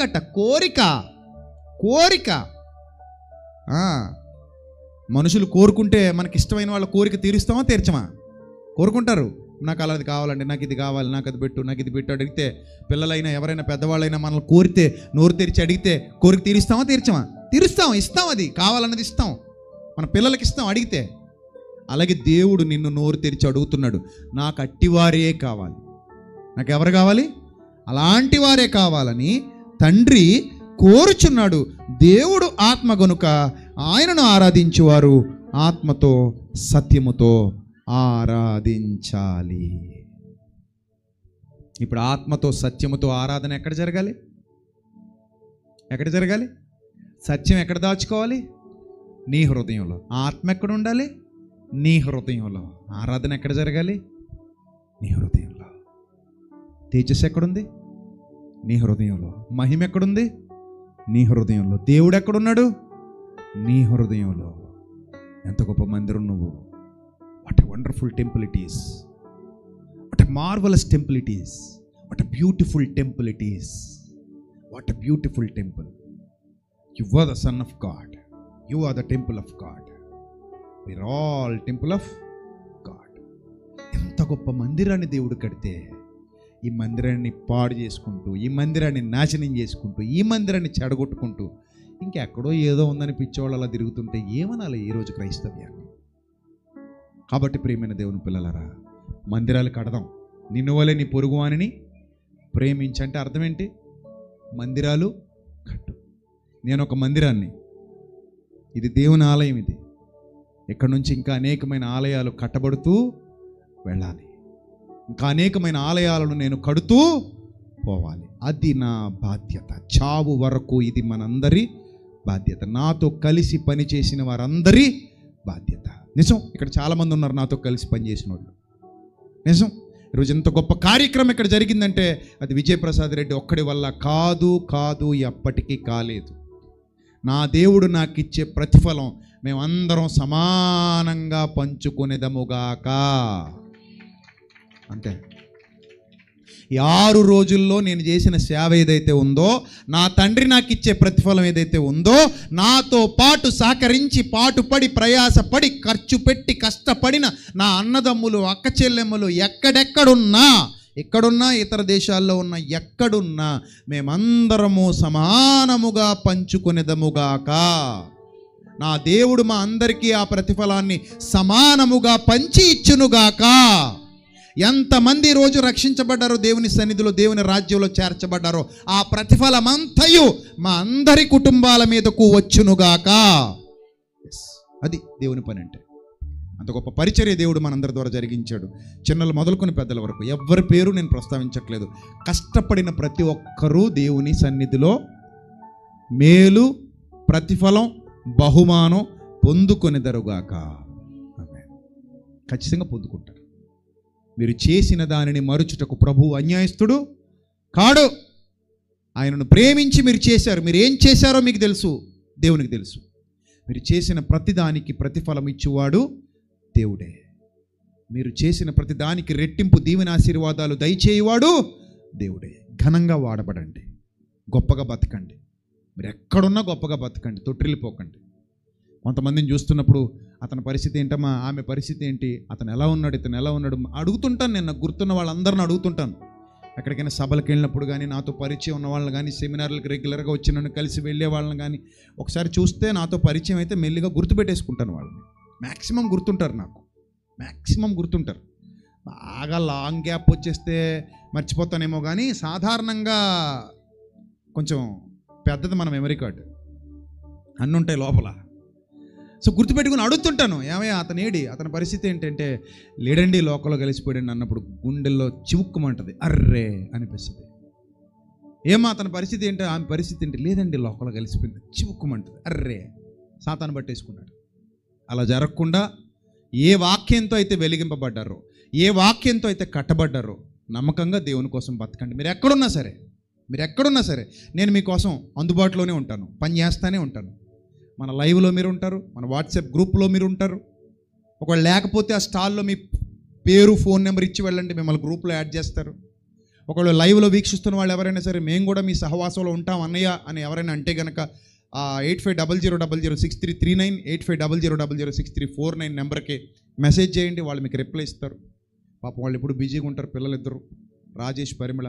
అయినా కూడా పర్లేదు, రేపే ఎప్పుడు ఫ్రీ టైంలో వాళ్ళు మీకు రిప్లై ఇస్తారు, మీతో మాట్లాడతారు, మీకు రిప్లై ఇచ్చి మీకు తెలియజేస్తారు, మిమ్మల్ని ఆ గ్రూప్లో యాడ్ చేస్తారు. సత్యవాక్యంతో ఎదుగుదాం. మీరు పని చేయండి నా కోసం. నేను ఏదైతే కష్టపడి ప్రకటిస్తున్నానో, నేను ఏవైతే పాటలు రాసి మీకు అందిస్తున్నానో, ఆ ప్రసంగాలు, పాటలు ఇతరులకు చేరవేసే పనిలో మీరు కూడా పాలిభాగస్తులు అవ్వండి. నా పిల్లలుగా నేను మిమ్మల్ని అడుగుతున్నాను. నా దగ్గర వాక్యం నేర్చుకున్న పిల్లలుగా మీరు చేయాల్సింది అదే నేను అడుగుతున్నాను మిమ్మల్ని. మీరు చేయండి, చేరవేయండి. ఇప్పటికే చాలామంది ఇంకా మన క్రైస్తవ్యంలో కంటే మనల్ని ఎక్కువ ఇష్టపడేవాళ్ళు బయట కనబడుతున్నారు. చాలా ఇష్టపడతారు. ఈయన చాలా నిజంగా మాట్లాడతాడు, ఉన్నదన్నట్టు మాట్లాడతాడని చెప్పి. ఇందాక వాళ్ళు కూడా అదే అంటున్నారు, అన్న మీరంటే చాలా ఇష్టం అన్న, మాకు మీరు ఉన్నదన్నట్టు చెప్తారన్న, మిమ్మల్ని చాలా ఇష్టపడతారన్న. ఆ తమ్ముడు కూడా అంటున్నాడు, ఒంగోలు తమ్ముడు, వాళ్ళ ఫ్రెండ్స్ ఎవరో ఇష్టపడతారన్న మిమ్మల్ని. సో ఇష్టపడమే కాదు, రక్షణలో కూడా వస్తున్నారు చాలామంది. ఆ రోజు అన్యజనులకు రక్షకుడిగా పౌలుని ఎన్నుకున్నట్టుగా దేవుడు ఈరోజు కూడా మనల్ని ఎన్నుకొని అనేక మందికి సత్యవాక్యం ప్రకటించడానికి, అనేక మందికి జ్ఞానవాక్యం విభిన్న రీతుల్లో ప్రకటించడానికి దేవుడు వాడుకుంటున్నాడు. అది ఆయన కృప. ఈ మంటి ఘటాన్ని ఇంత గొప్పగా హెచ్చించినందుకు నేను ఏమిచ్చి ఆయన రుణము తీర్చుకోవాలి. నేను ఎంతటి వాడను, నేను ఏ పాటి వాడు, నేను చాలా చిన్నోడిని, కానీ నా దేవుడు నన్ను హెచ్చించాడు. నేను చాలా చిన్నోడిని, నా దేవుడు నన్ను బలపరిచాడు. నేను చాలా చిన్నోడిని, నా దేవుడు నన్ను ఈరోజు ఒక మహాసమూహంగా తయారు చేశాడు. నా చుట్టూతా వందల వేల మంది అక్క చెల్లెమ్మలు, అన్నదమ్ములు ఉన్నారు. వాళ్ళందరి ప్రార్థనలు ఉన్నాయి. అందుకే ఈ సెమినార్లు ఇంత ఘనంగా జరిగాయి. మొదటి రోజు నుంచి చివరి రోజు వరకు ఒక్క సెషన్లో కూడా తగ్గలే జనాలు. అలాగే ఉన్నారు, ఎక్కడ పోలేదు. నేను అనుకున్నాను వీళ్ళు ఇన్ని రోజులు వాక్యం చెప్తా ఉన్నాం కదా అంటే పోతారేమో అంటే, కొంతమంది వెళ్ళేవారు, మళ్ళీ కొంతమంది యాడ్ అయ్యేవారు. కొంతమంది వెళ్ళడం, కొంతమంది యాడ్ అవ్వడం. మొత్తం మీద కుర్చీలన్నీ ఫీల్ అయిపోవడం. ప్రాంగణం అంతా చిన్న ప్రాంగణమా చెప్పండి, ఇది ఎంత పెద్ద ప్రాంగణం అనుకుంటున్నారు? ఇది తక్కువ కాదు. ఇటు ఎంత ఇది, ఇటు 120, అడ్డం 120, నిలువు 250. బా 120, 250, ఇంకా చివర బయటికి చూడండి ఎంతమంది ఉన్నారు. 250 దాటేసి 250 దాటేసి ఎంతమంది మరి 6 రోజులు ఎక్కడెక్కడి నుంచో వచ్చేసి ఇక్కడ ఉండిపోయి చక్కగా దేవుని వాక్యంలో ఎదిగారంటే దేవుని నామానికే మహిమ ఘనత ప్రభావములు కలుగునుగాక. ఇంత గొప్పగా జరిగించిన తండ్రికి, అలాగే సహకరించిన దేవుని పిల్లలకి, మీ అందరికీ మరొకసారి నా 2 చేతులెత్తి నిండు వందనములు తెలియజేసుకుంటున్నాను. ఒక్కటి చేస్తాను, మీ అందరి కొరకు నేను మోకరించి ప్రార్థన చేస్తాను. నాతో పాటు మీరు కూడా ఏకీభవించండి. మీరు మోకరించడానికి అవ్వదు నాకు తెలుసు, కానీ నేను మాత్రం మీ అందరి కొరకు, మీ కుటుంబాల కొరకు దేవుని సన్నిధిలో ఈరోజు మోకరించి మీ కొరకు నేను ప్రార్థిస్తాను. ప్రతిరోజు నేను ప్రార్థించే రీతిలోనే ఈరోజు మీ కొరకు నేను చేసే ఈ ప్రార్థన మీ ఆత్మీయ జీవితాలకు మేలుకరంగా, మీ ఆత్మీయ జీవితాలకు దీవెనకరంగా ఉండాలని నేను మనస్ఫూర్తిగా కోరుకుంటున్నాను. నాతో పాటుగా ఈ ప్రార్థనలో ఏకీభవించండి. మనందరం కలిసి ప్రార్థిద్దాం. మన కుటుంబాల కొరకు ప్రార్థిద్దాం. ఈ నూతన సంవత్సరంలో మన పిల్లల జీవితాల కొరకు ప్రార్థిద్దాం. మన పిల్లల బ్రతుకుల కొరకు ప్రార్థిద్దాం. మనకున్న ప్రతి విధమైన శోధన కొరకు ప్రార్థిద్దాం. మనం నీతిని వెంటాడుతున్నాం. ఆయన నీతిని, ఆయన రాజ్యమును వెతుకుతున్న క్రమంలో మీరు అడుగుడి, మీకు ఇయ్యబడును. నా యందు మీరు, మీ యందు నా మాటలు నిలిచి ఉన్న ఎడల మీకు ఏది ఇష్టమో అడుగుడి, మీకు ఇయ్యబడును. మీకు ఏది ఇష్టమో అడగండి. నా యందు మీరు, మీ యందు నా మాటలు ఏమవ్వాలి? నిలిచి ఉన్న ఎడల మీకు ఏది ఇష్టమో అడుగుడి, అది మీకు అనుగ్రహింపబడును. ఈ రాత్రి నా చెల్లెమ్మలందరూ గొప్ప స్థాయికి ఎదగాలని నేను అడగబోతున్నాను. నా తమ్ముళ్ళందరూ ఉన్నత శిఖరాల మీద నిలబడాలని నేను అడగబోతున్నాను. నా అక్కలందరూ, నా చెల్లెళ్ళు, నా అన్నలు, నా తమ్ముళ్ళు ఈ నూతన సంవత్సరంలో నూతన ఆశీర్వాదాలతో నింపబడాలని నేను నా తండ్రిని అడగబోతున్నాను. ఈ 6 దినాల పరిచర్యలో దేవుడు ఎన్ని ఆశీర్వాదాలతో, ఆత్మ సంబంధమైన దీవెనలతో మన హృదయాలు నింపాడో, మన హృదయాలు కట్టాడో, రాబోయే రోజుల్లో ఎలాంటి మేలులు మన బ్రతుకుల్లో చెయ్యబోతున్నాడో మీ అందరి కొరకు నేను అడగబోతున్నాను. నాతో పాటు కలిసి ఏకీభవించండి. సంఘము యొక్క ప్రార్థన చాలా శక్తివంతమైనది. సంఘము యొక్క ప్రార్థన బహుబలమైనది. సంఘము యొక్క ప్రార్థన అత్యంత బల సంపన్నతతో నిండుకొన్నది. ఆ ప్రార్థన ఈ రాత్రి మనం చేయబోతున్నాం. ఈ వేదిక మీద నుండి, ఈ ప్రాంగణంలో నుండి దేవుడు ఇక్కడ ఉన్నాడని నమ్ముతున్న ప్రతి ఒక్కరూ నాతో పాటుగా ఈ ప్రార్థనలో ఏకీభవించండి. ఆయన మన ప్రార్థన వినే దేవుడు. ఆయన మన స్వరాన్ని వినే దేవుడు. పేతురు పత్రికలో ఒక మాట చెబుతున్నాడు. ఆయన ప్రార్థనలు ఎల్లప్పుడూ, ఆయన చెవులు ఎల్లప్పుడూ నీతిమంతుల ప్రార్థనల వైపు ఉన్నాయట. ఆయన చెవులు ఎల్లప్పుడూ నీతిమంతుల ప్రార్థన వైపు ఉన్నాయి. మనం నీతిని అనుసరించి, నీతిని వెంటాడే వారముగా మన హృదయాన్ని విప్పి ప్రార్థిద్దాం. మన తండ్రితో మాట్లాడదాం. మన స్వరమెత్తి ప్రార్థిద్దాం. మన హృదయాంతరాలలో నుండి ప్రార్థన బయటికి రావాలి. విశ్వాసంతో అడుగుదాం. దేవుడు తప్పకుండా మన బ్రతుకులో గొప్ప కార్యాలు చేయగల సమర్థుడు. మన బ్రతుకులో గొప్ప కార్యాలు చేయగల సమర్థుడు. మన బ్రతుకును ఉద్ధరించగల సమర్థుడు. నమ్మండి. నమ్ముట నీ వలనైతే నమ్మువానికి సమస్తము సాధ్యమే అన్నాడు. ఆయన మీద పూర్తి నమ్మకం పెట్టుకోండి. మొదట సత్యాన్ని హృదయంలో పెట్టుకోండి, లేకపోతే ప్రార్థన ఫలించదు. మొదట సత్యాన్ని మీ హృదయంలో పెట్టుకోండి. తరువాత ఆత్మగా దేవుని మందిరాన్ని అని అంగీకరించండి. ప్రభువా, నా హృదయం నీకు ఇస్తున్నాను. యోసేపును హెచ్చించిన దేవుడవు, దావీదును బలపరిచి స్థిరపరిచిన దేవుడవు, దానియేలును ఘనపరిచిన దేవుడవు, అపోస్తలుడైన పౌలును వాడుకున్న దేవుడవు, పేతురును వాడుకున్న దేవుడవు. ప్రభువా, నన్ను కూడా నీ చిత్తానుసారంగా నడిపించు తండ్రి అని హృదయాంతరాలలో నుండి ప్రార్థించండి. మరి ముఖ్యంగా, ఒకవేళ ప్రభువా నీకు ఆయాసకరమైన మార్గం ఏదైనా నా యందున్నదేమో తండ్రి, నీకు ఆయాసకరమైన మార్గం ఏదైనా నా యందున్నదేమో తండ్రి, దానిని తీసివేయండి, దాన్ని తీసివేయమని అడగండి. ప్రభువా, అది తీసివేసుకోగలిగే శక్తినివ్వండి అని అడుగుదాం. ప్రార్థిద్దాం. హృదయాంతరాలలో నుండి మనం ప్రార్థిద్దాం. నాతో పాటు కలిసి ఏకీభవించండి. పరిశుద్ధుడా, కన్న తండ్రి, మహిమగల దేవ, మహిమాన్వితుడా, నీవు మాట్లాడే దేవుడవు. నీ మెల్లనైన స్వరము వాక్యము ద్వారా మాతో మాట్లాడింది. మాకు జ్ఞానం ఇచ్చావు తండ్రి, వివేకం ఇచ్చావు తండ్రి. మీ మహిమ మాలో నివసింపజేయాలని, మీ తేజస్సు మా హృదయాలలో నింపాలని, ప్రభా మా జీవితాలను వెలుగుమయంగా చేయాలని, శోభాయమానంగా చేయాలని, వర్ణనాతీతమైన శక్తితో, తేజస్సుతో, మహిమతో మమ్మల్ని నింపాలని ఆశపడ్డావు తండ్రి. ప్రభా, నీవెవరికి నీ దూరముగా ఉండేవాడవు కావు ప్రభా. ఈ 6 దినాలు ఎంతోమంది పిల్లలు తమ కష్టార్జితాన్ని వెచ్చించారు. చేతులు కాల్చుకున్న వాళ్ళు ఉన్నారు ప్రభా. చేతులు కాళ్ళు నల్లగా గొట్టబడిన వారు ఉన్నారు, కష్టపడిన వారు ఉన్నారు. రాత్రులు నిద్ర లేకుండా ప్రయాసపడిన మా టీం అంతటిని జ్ఞాపకం చేసుకోండి ప్రభా. వారు సరిగా నిద్రపోకుండా పని చేశారు, సరైన భోజనం లేకుండా పని చేశారు, ఆకలితో పనిచేశారు తండ్రి, ఉపవాసములుండి పనిచేశారు ప్రభు. ఈ పని ద్వారా ఎంతమంది మీకు దగ్గర అవుతున్నారు, ఎన్ని ఆత్మలు మీకు దగ్గరయ్యాయో, ఎంతమంది జ్ఞానముతో నింపబడ్డారో, ఎంతమంది వివేకముతో నింపబడ్డారో. ప్రతి బిడ్డను దీవించండి తండ్రి, ప్రతి కుటుంబాన్ని కట్టండి తండ్రి, ప్రతి కుటుంబాన్ని ఆశీర్వదించండి తండ్రి. మీ మహిమలో ఒకరోజు వీరందరూ నిలబడాలి ప్రభువా. వారి జీవితాలు ఇప్పుడు ఎలా ఉన్నాయో మీకు తెలుసు. మొదటిగా సత్యము లేని వారి కొరకు ప్రార్థిస్తున్నాం. వారి హృదయాల్లో సత్యాన్ని నాటండి, వారి హృదయాల్లో సత్యాన్ని నాటండి తండ్రి. సత్యమునకు స్తంభాలుగా నిలబెట్టండి. అలాగే సత్యమును విడిచి వెళ్ళిపోతున్న వారి కోసం ప్రార్థిస్తున్నాం తండ్రి. సత్యమునకు దూరంగా జరిగిపోతున్న వారి కొరకు ప్రార్థిస్తున్నాం ప్రభు. అలాంటి కుటుంబాలు ఉంటే వారికి మారు మనస్సు దయచేయండి, సత్యం యొక్క విలువ తెలియచేయండి, సత్య సంబంధుల యొక్క విలువ తెలియచేయండి తండ్రి. ప్రభు, మీ సేవకునిగా మీ సన్నిధి కాంతిలో మోకరించి ప్రభు, ఈ పల్లెటూరికి అనేక ప్రాంతాల నుండి, అనేక రాష్ట్రాల నుండి ప్రజలను తోడుకొని వచ్చారు తండ్రి. నిజమే ప్రభు, ఈ గ్రామంలో పుట్టి, ఈ గ్రామంలో పెరిగి, ఈ గ్రామంలో పతనావస్థలో ఉండి ఈరోజు ప్రభు ఈ గ్రామంలోనే నన్ను మీరు వెలిగేలా చేసినందుకు మీకు ఏమి ఇచ్చి రుణం తీర్చుకోగలను తండ్రి. ఈ గ్రామంలోనే నన్ను వెలిగింపజేసినందుకు మీకు ఏమి ఇచ్చి రుణం తీర్చుకోగలను తండ్రి. ఇక్కడ నుంచి ప్రపంచంలో అనేక ప్రాంతాలకు, అనేక దేశాలకు నన్ను నడిపించారు. ఈ సత్య సువార్తను వ్యాపింపజేశారు. నా ద్వారా మీరు ఎంతమందిని సత్యంలోకి నడిపిస్తున్నారో ప్రతి కుటుంబాన్ని రాత్రి వేళ మీ సత్యం ప్రకటించే నోటితో మిమ్మల్ని ప్రాధేయపడి అడుగుతున్నాను తండ్రి. జ్ఞాపకం చేసుకోండి ప్రభువా, జ్ఞాపకం చేసుకోండి తండ్రి. వారు వట్టి హృదయాలతో వెళ్ళకూడదు ప్రభువా, వట్టి చేతులతో వెళ్ళకూడదు ప్రభువా. దీవించబడిన పాదాలు గలవారై, దీవించబడిన శరీరాలు గలవారై, దీవించబడిన హృదయాలు గలవారై, దీవించబడిన హస్తాలు గలవారై వారు ఇక్కడ నుంచి వెళ్ళాలి, వెలుగురుగాక.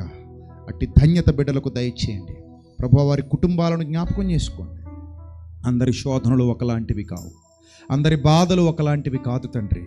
అన్ని కుటుంబాలలో ఉన్న సమస్యలు ఒకలాంటివి కావు ప్రభువా. కొందరికి భయానకమైన పరిస్థితులు ఉన్నాయి, కొందరికి ఇబ్బందికరమైన పరిస్థితులు ఉన్నాయి తండ్రి. వారిని సత్యంలో ఎదగనివ్వకుండా అడ్డంకులు వేస్తున్న అపవాది శోధనలు ఉన్నాయి తండ్రి. వాటన్నిటి నుండి మీ బిడ్డలను విడిపించండి, వాటన్నిటి నుండి విడిపించండి, వాటన్నిటి నుండి మీ బిడ్డలను విడుదల చేయండి తండ్రి. కుమారుడైన క్రీస్తు నామములో వారిని భద్రపరచండి, వారిని కాపాడండి అయ్యా. దేశ విదేశాలలో ఎంతమంది అక్క చెల్లెమ్మలు, అన్నదమ్ములు ఉన్నారు ప్రభు, వారు కూడా మాతో పాటు ఈ ప్రార్థనలో ఏకీభవిస్తుండగా వారిని జ్ఞాపకం చేసుకోండి. మా 2 తెలుగు రాష్ట్రాల్లోనే కాక ఇంకా అనేక రాష్ట్రాల నుండి ఇక్కడికి వచ్చిన పిల్లలు, వారి కుటుంబాలు, అలాగే లైవ్లో మాతో ఏకీభవిస్తున్న బిడ్డలు, వారిని జ్ఞాపకం చేసుకోండి తండ్రి. సహకారుల గ్రూపులో ఎంతమంది పిల్లలైతే ఉన్నారో ప్రతి నెల సహకరిస్తూ మీ సువార్త పరిచర్యకు ఉపయోగపడుతున్నారు, వారిని, వారి కుటుంబాలను, వారి బిడ్డలను కూడా జ్ఞాపకం చేసుకోండి ప్రభువా. ఈ ప్రాంగణంలో ఉన్న పిల్లలందరి మీద ప్రభువా మీ ఆత్మ ప్రభావం ఉండునుగాక. వారి యొక్క జీవితాలలో మీ వెలుగు నింపబడునుగాక. పర సంబంధమైన దీవెనలు వారిని కప్పునుగాక. ఆత్మ సంబంధమైన ఆశీర్వాదాలు వారి హృదయాలలో ఫలించునుగాక తండ్రి. నిత్య జీవ ప్రయాణంలో వారు వర్ధిల్లుదురుగాక, నిత్య జీవ ప్రయాణంలో వర్ధిల్లుదురుగాక. తొట్టిల్లిపోని ఆత్మీయ జీవితాలు కలిగి ఉందురుగాక. అలాంటి ధన్యత బిడ్డలందరికీ దయచేయండి ప్రభు. ప్రతి ఒక్క కుమార్తెను, ప్రతి ఒక్క కుమారుని జ్ఞాపకం చేసుకోండి. వారి కన్నీటికి మీ జవాబు దయచేయండి తండ్రి. వారి హృదయానికి మీ యొక్క ఆదరణ అనుగ్రహించండి తండ్రి. కుటుంబాల్లో వ్యక్తులను కోల్పోయిన వారిని ఆదరించండి ప్రభు. కుటుంబంలో తండ్రి అనేకమైన విధాలుగా తండ్రి నష్టాన్ని చవి చూసిన వారిని లేవనెత్తండి. వారు ఏ రీతిలో నష్టం చూశారో, ఏ రీతిలో నష్టపోయారో తండ్రి వారిని లేవనెత్తండి. మీ యొక్క సమాధానము వారికి దయచేయండి, మీ యొక్క సహాయము వారికి దయచేయండి, మీ యొక్క కరుణను వారికి తోడుగా ఉంచండి, మీ కృపను వారికి తోడుగా ఉంచండి తండ్రి. ముఖ్యంగా ప్రాధేయపడి అడుగుతున్నాను, ఈ 6 దినాలు విత్తబడిన సత్యవాక్యము మాత్రమే వారి హృదయాలలో 30 60 100 ఫలింపచేయండి తండ్రి. సత్యమును ఫలింపచేయండి ప్రభు, వర్తిలింపచేయండి. కష్టపడిన ప్రతి కుటుంబాన్ని జ్ఞాపకం చేసుకోండి. దయగల దేవ, హృదయ రహస్యములు ఎరిగిన వాడు, మీకు ఆయాసకరమైన మార్గముతో ఇక్కడికి వచ్చిన బిడ్డలు ఎవరైనా ఉంటే వారు కడగబడ్డారని నమ్ముతున్నాను తండ్రి. ఈ మాటల ద్వారా వారి జీవితాలలో మార్పు సంభవించిందని నమ్ముతున్నాం. ప్రభువా, ఆ మార్పు చిరస్థాయిగా ఉండునట్లు సహాయం దయచేయండి. అలాగే తండ్రి, ఈ సెమినార్కి ఎంతమంది పిల్లలైతే సహకరించారో ప్రతి కుటుంబం కొరకు మోకరించి ప్రార్థిస్తున్నాను తండ్రి. మీ సేవకుడిగా నా కరములెత్తి అర్థిస్తున్నాను. వారు లేకపోతే ఈ సభలు జరగవు, వారు సహకరించకపోతే ఈ సభలు జరగవు తండ్రి. వారు సహకరించారు, వారిని జ్ఞాపకం చేసుకోండి. కృపను ప్రతి కుటుంబానికి తోడుగా ఉంచండి. రెట్టింపు దీవెన ఆశీర్వాదాలు దయచేయండి. ప్రభా, మేము అడగలేదు, బలవంత పెట్టలేదు, వారికి మీరు ప్రేరణ ఇచ్చారు. ప్రభావే, మేము వారిని ప్రలోభ పెట్టలేదు తండ్రి. మీ పని చేయాలనే బాధ్యత ఇచ్చారు. ఆ బాధ్యతతో మీ పిల్లలు పనిచేశారు. అలాగే రాత్రనక పగలనక తమ శరీరాలను నల్లగొట్టుకున్న తమ్ముళ్లను, చెల్లెమ్మలను, అక్కలను, అన్నలను జ్ఞాపకం చేసుకోండి. ఈ నూతన సంవత్సరంలో నూతన ఆశీర్వాదాలతో నింపండి. పాటలు పాడిన వారిని, ప్రసంగాలు చేసిన వారిని, ప్రార్థించిన వారిని, సహకరించిన వారిని, కష్టపడిన వారిని, శ్రమపడిన వారిని, ప్రతి ఒక్కరిని, అలాగే వచ్చిన వారిని, కూర్చున్న వారిని, అధికారులను, పెద్దలను అందరినీ జ్ఞాపకం చేసుకోండి తండ్రి. ప్రతి సంఘము కొరకు ప్రార్థిస్తున్నాం, సత్యంలో నిలబెట్టండి. ప్రతి సేవకుడి కొరకు ప్రార్థిస్తున్నాం, తొట్టిల్లిపోకుండా కాపాడండి. సత్యవాక్య మార్గములో మాత్రమే పయనించేట్టుగా చేయండి. జ్ఞానముతో నింపండి. ఆ మకుటమును దయచేయండి, వివేకమును దయచేయండి, సంపూర్ణ శక్తి, బలము అనుగ్రహించండి తండ్రి. ఈ రాత్రి వేళ నిజమైన అక్షయ ఆహారాన్ని తీసుకున్నటువంటి మీ బిడ్డలు ప్రభువా, పడిపోకుండా నిలబడినట్లుగా సహాయము దయచేయండి. వారి కొరకు మేము రచించిన పాటలు, మా పిల్లలు రచించిన పాటలు, ఇక్కడ విడుదలైన ప్రతి పాట ప్రభువా, వారిని సత్యంలోనికి నడిపించినట్లుగా సహాయము దయచేయండి తండ్రి. ఇంకా అనేకమైన కార్యక్రమాలు మా ద్వారా జరిగించుకోండి. ఈ సంవత్సరం అంతా సభల్లో వాడుకోండి. ఈ సంవత్సరం అంతా సమావేశాలు నిర్వహించడానికి అవకాశం ఇవ్వండి. ఈ సంవత్సరం అంతా మీ పరిచర్యలో వాడబడుటకు తోడుగా, నీడగా మాకు ఉండండి ప్రభువా. ఈ సంవత్సరం అంతా ఇంకను అధికమైన సువార్త మా ద్వారా జరిగించండి. అధికమైన ఆత్మలను సంపాదించుటకు మమ్మల్ని లేవనెత్తండి. శక్తితో, బలముతో కాపాడండి. మా లోటుపాట్లన్నీ మీరు ఎరిగి ఉన్నారు. వాటిని తీర్చగల దేవుడో మీరే. మేము అడగక మునిపే మాకు అక్కరగానున్నవేవో మీకు తెలుసు తండ్రి. ఇక్కడ ఎంతోమంది చెల్లెమ్మలు ప్రార్థిస్తున్నారు, అక్కలు ప్రార్థిస్తున్నారు, అన్నలు ప్రార్థిస్తున్నారు, తమ్ముళ్ళు ప్రార్థిస్తున్నారు, చదువుకుంటున్న వాళ్ళు నాతో కలిసి ప్రార్థిస్తున్నారు, పని చేస్తున్న వాళ్ళు నాతో కలిసి ప్రార్థిస్తున్నారు, గృహిణులు నాతో కలిసి ప్రార్థిస్తున్నారు, ఒంటరిగా ఉన్నవారు నాతో కలిసి ప్రార్థిస్తున్నారు, యవనస్తులు. ప్రభు, అందరి ప్రార్థన మీరు వింటున్నారని నమ్ముతున్నాం. ప్రతి హృదయ రహస్యము ఎరిగిన దేవుడవు, ప్రతి హృదయ వాంఛలు ఎరిగిన దేవుడవు. న్యాయమైన వారి వాంఛలు, న్యాయమైన వారి ఆశలు, న్యాయమైన వారి విజ్ఞాపనలు మీ సత్యవాక్య పరిధిలో నెరవేర్చండి తండ్రి. మీ సత్యవాక్య పరిధిలో నెరవేర్చండి. పరిధి దాటిన వాటి కొరకు మేము అడగలేము ప్రభా. పరిధి దాటి ప్రభా లోకానుసారమైన వాటి కొరకు మేము ప్రయత్నించుటలేదు కానీ, ప్రార్థించుటలేదు కానీ, మీ సత్యవాక్య పరిధిలో మరి హృదయ వాంఛలు నెరవేర్చండి. మరి జీవితాలను వెలిగించండి. వారు అడుగుతున్నారు ప్రభా, మీ సన్నిధిలో మీరు వింటున్నారు. మీ ఆత్మ ప్రభావము చేత మీ బిడ్డలను అలంకరించారు ప్రభా. కాపాడండి, సంరక్షించండి, సంరక్షించండి. మీ కృపతో నింపండి. మారు మనస్సు లేని వారికి మారు మనస్సు దయచేయండి. పడిపోయిన ప్రతి గుడారమును కట్టండి ప్రభా. పాడైపోయిన ప్రతి గుడారమును బాగు చేయండి తండ్రి, బాగు చేయండి తండ్రి. మీ నామ మహిమార్థమై జీవింపజేయండి. మీ శక్తితో నింపండి, మీ బలముతో నింపండి ప్రభువా. ఎంతమంది పిల్లలైతే లోకానుసారమైన ఆలోచనలతో భ్రష్టు పట్టిపోయారో మీ కంటికి కనబడుతున్నారు ప్రభు. వాళ్ళు మీ కంటికి కనబడుతున్నారు తండ్రి. వెత్తబడిన వాక్యం వారిలో ఫలింపచేయండి. వారు మరలా తిరిగి నిలబడాలి, వారు మరలా పోరాడాలి, వారు వారిని తగ్గించుకోవాలి. శక్తితో, బలముతో మరలా మీ పనుల్లో నిలబడాలి, మీ మార్గములో నిలబడాలి, మీ ఆలోచనల చేత నిలబడాలి. కాపాడండి తండ్రి. ప్రయాణాల్లో ఉన్న పిల్లల్ని జాగ్రత్తగా వారి గృహాలకు చేర్చండి. మరలా మీ చిత్తమైతే వచ్చే సంవత్సరం ఈ పరలోకపు ఆనందాన్ని మరలా మాకు దయచేయండి. మమ్మల్ని అందరినీ ఆరోగ్యంగా ఉంచండి మీ పనులు చేయటానికి. మమ్మల్ని అందరినీ ఆయుష్తో ఉంచండి మీ సత్యం ప్రకటించడానికి. మరలా క్షేమంగా అక్క చెల్లెమ్మలను, అన్నదమ్ములను తోడుకొని రండి, చిన్న బిడ్డలను తోడుకొని రండి తండ్రి. వచ్చే సంవత్సరానికి మరింత గొప్ప కమిట్మెంట్తో, మరింత గొప్ప ఆశీర్వాదంతో మీ బిడ్డలు తిరిగి వచ్చుదురుగాక. మరింత గొప్ప దీవెనలతో మీ బిడ్డలు తిరిగి వచ్చుదురుగాక. మరింత గొప్ప సంతోషముతో, పూర్ణానందముతో మీ బిడ్డలు తిరిగి వచ్చుదురుగాక. వారు మిమ్మును బట్టి ఆనందిస్తూ, మీ గొప్పతనమును కీర్తిస్తూ, మీ మహిమను వర్ణిస్తూ ఇక్కడ సాక్ష్యం ఇచ్చెదరుగాక.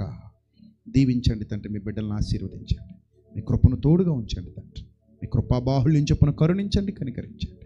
మరి ముఖ్యముగా ఈరోజు బాప్తిస్మ పొందిన బిడ్డల కొరకు ప్రార్థిస్తున్నాం ప్రభు. ఇప్పుడే పుట్టారు పుట్టిన వారి జీవితాలు పాలు తాగేవారిగా ఉండిపోకుండా బలమైన ఆహారము తినగలిగే స్థాయికి మీ బిడ్డలను నిలబెట్టండి తండ్రి.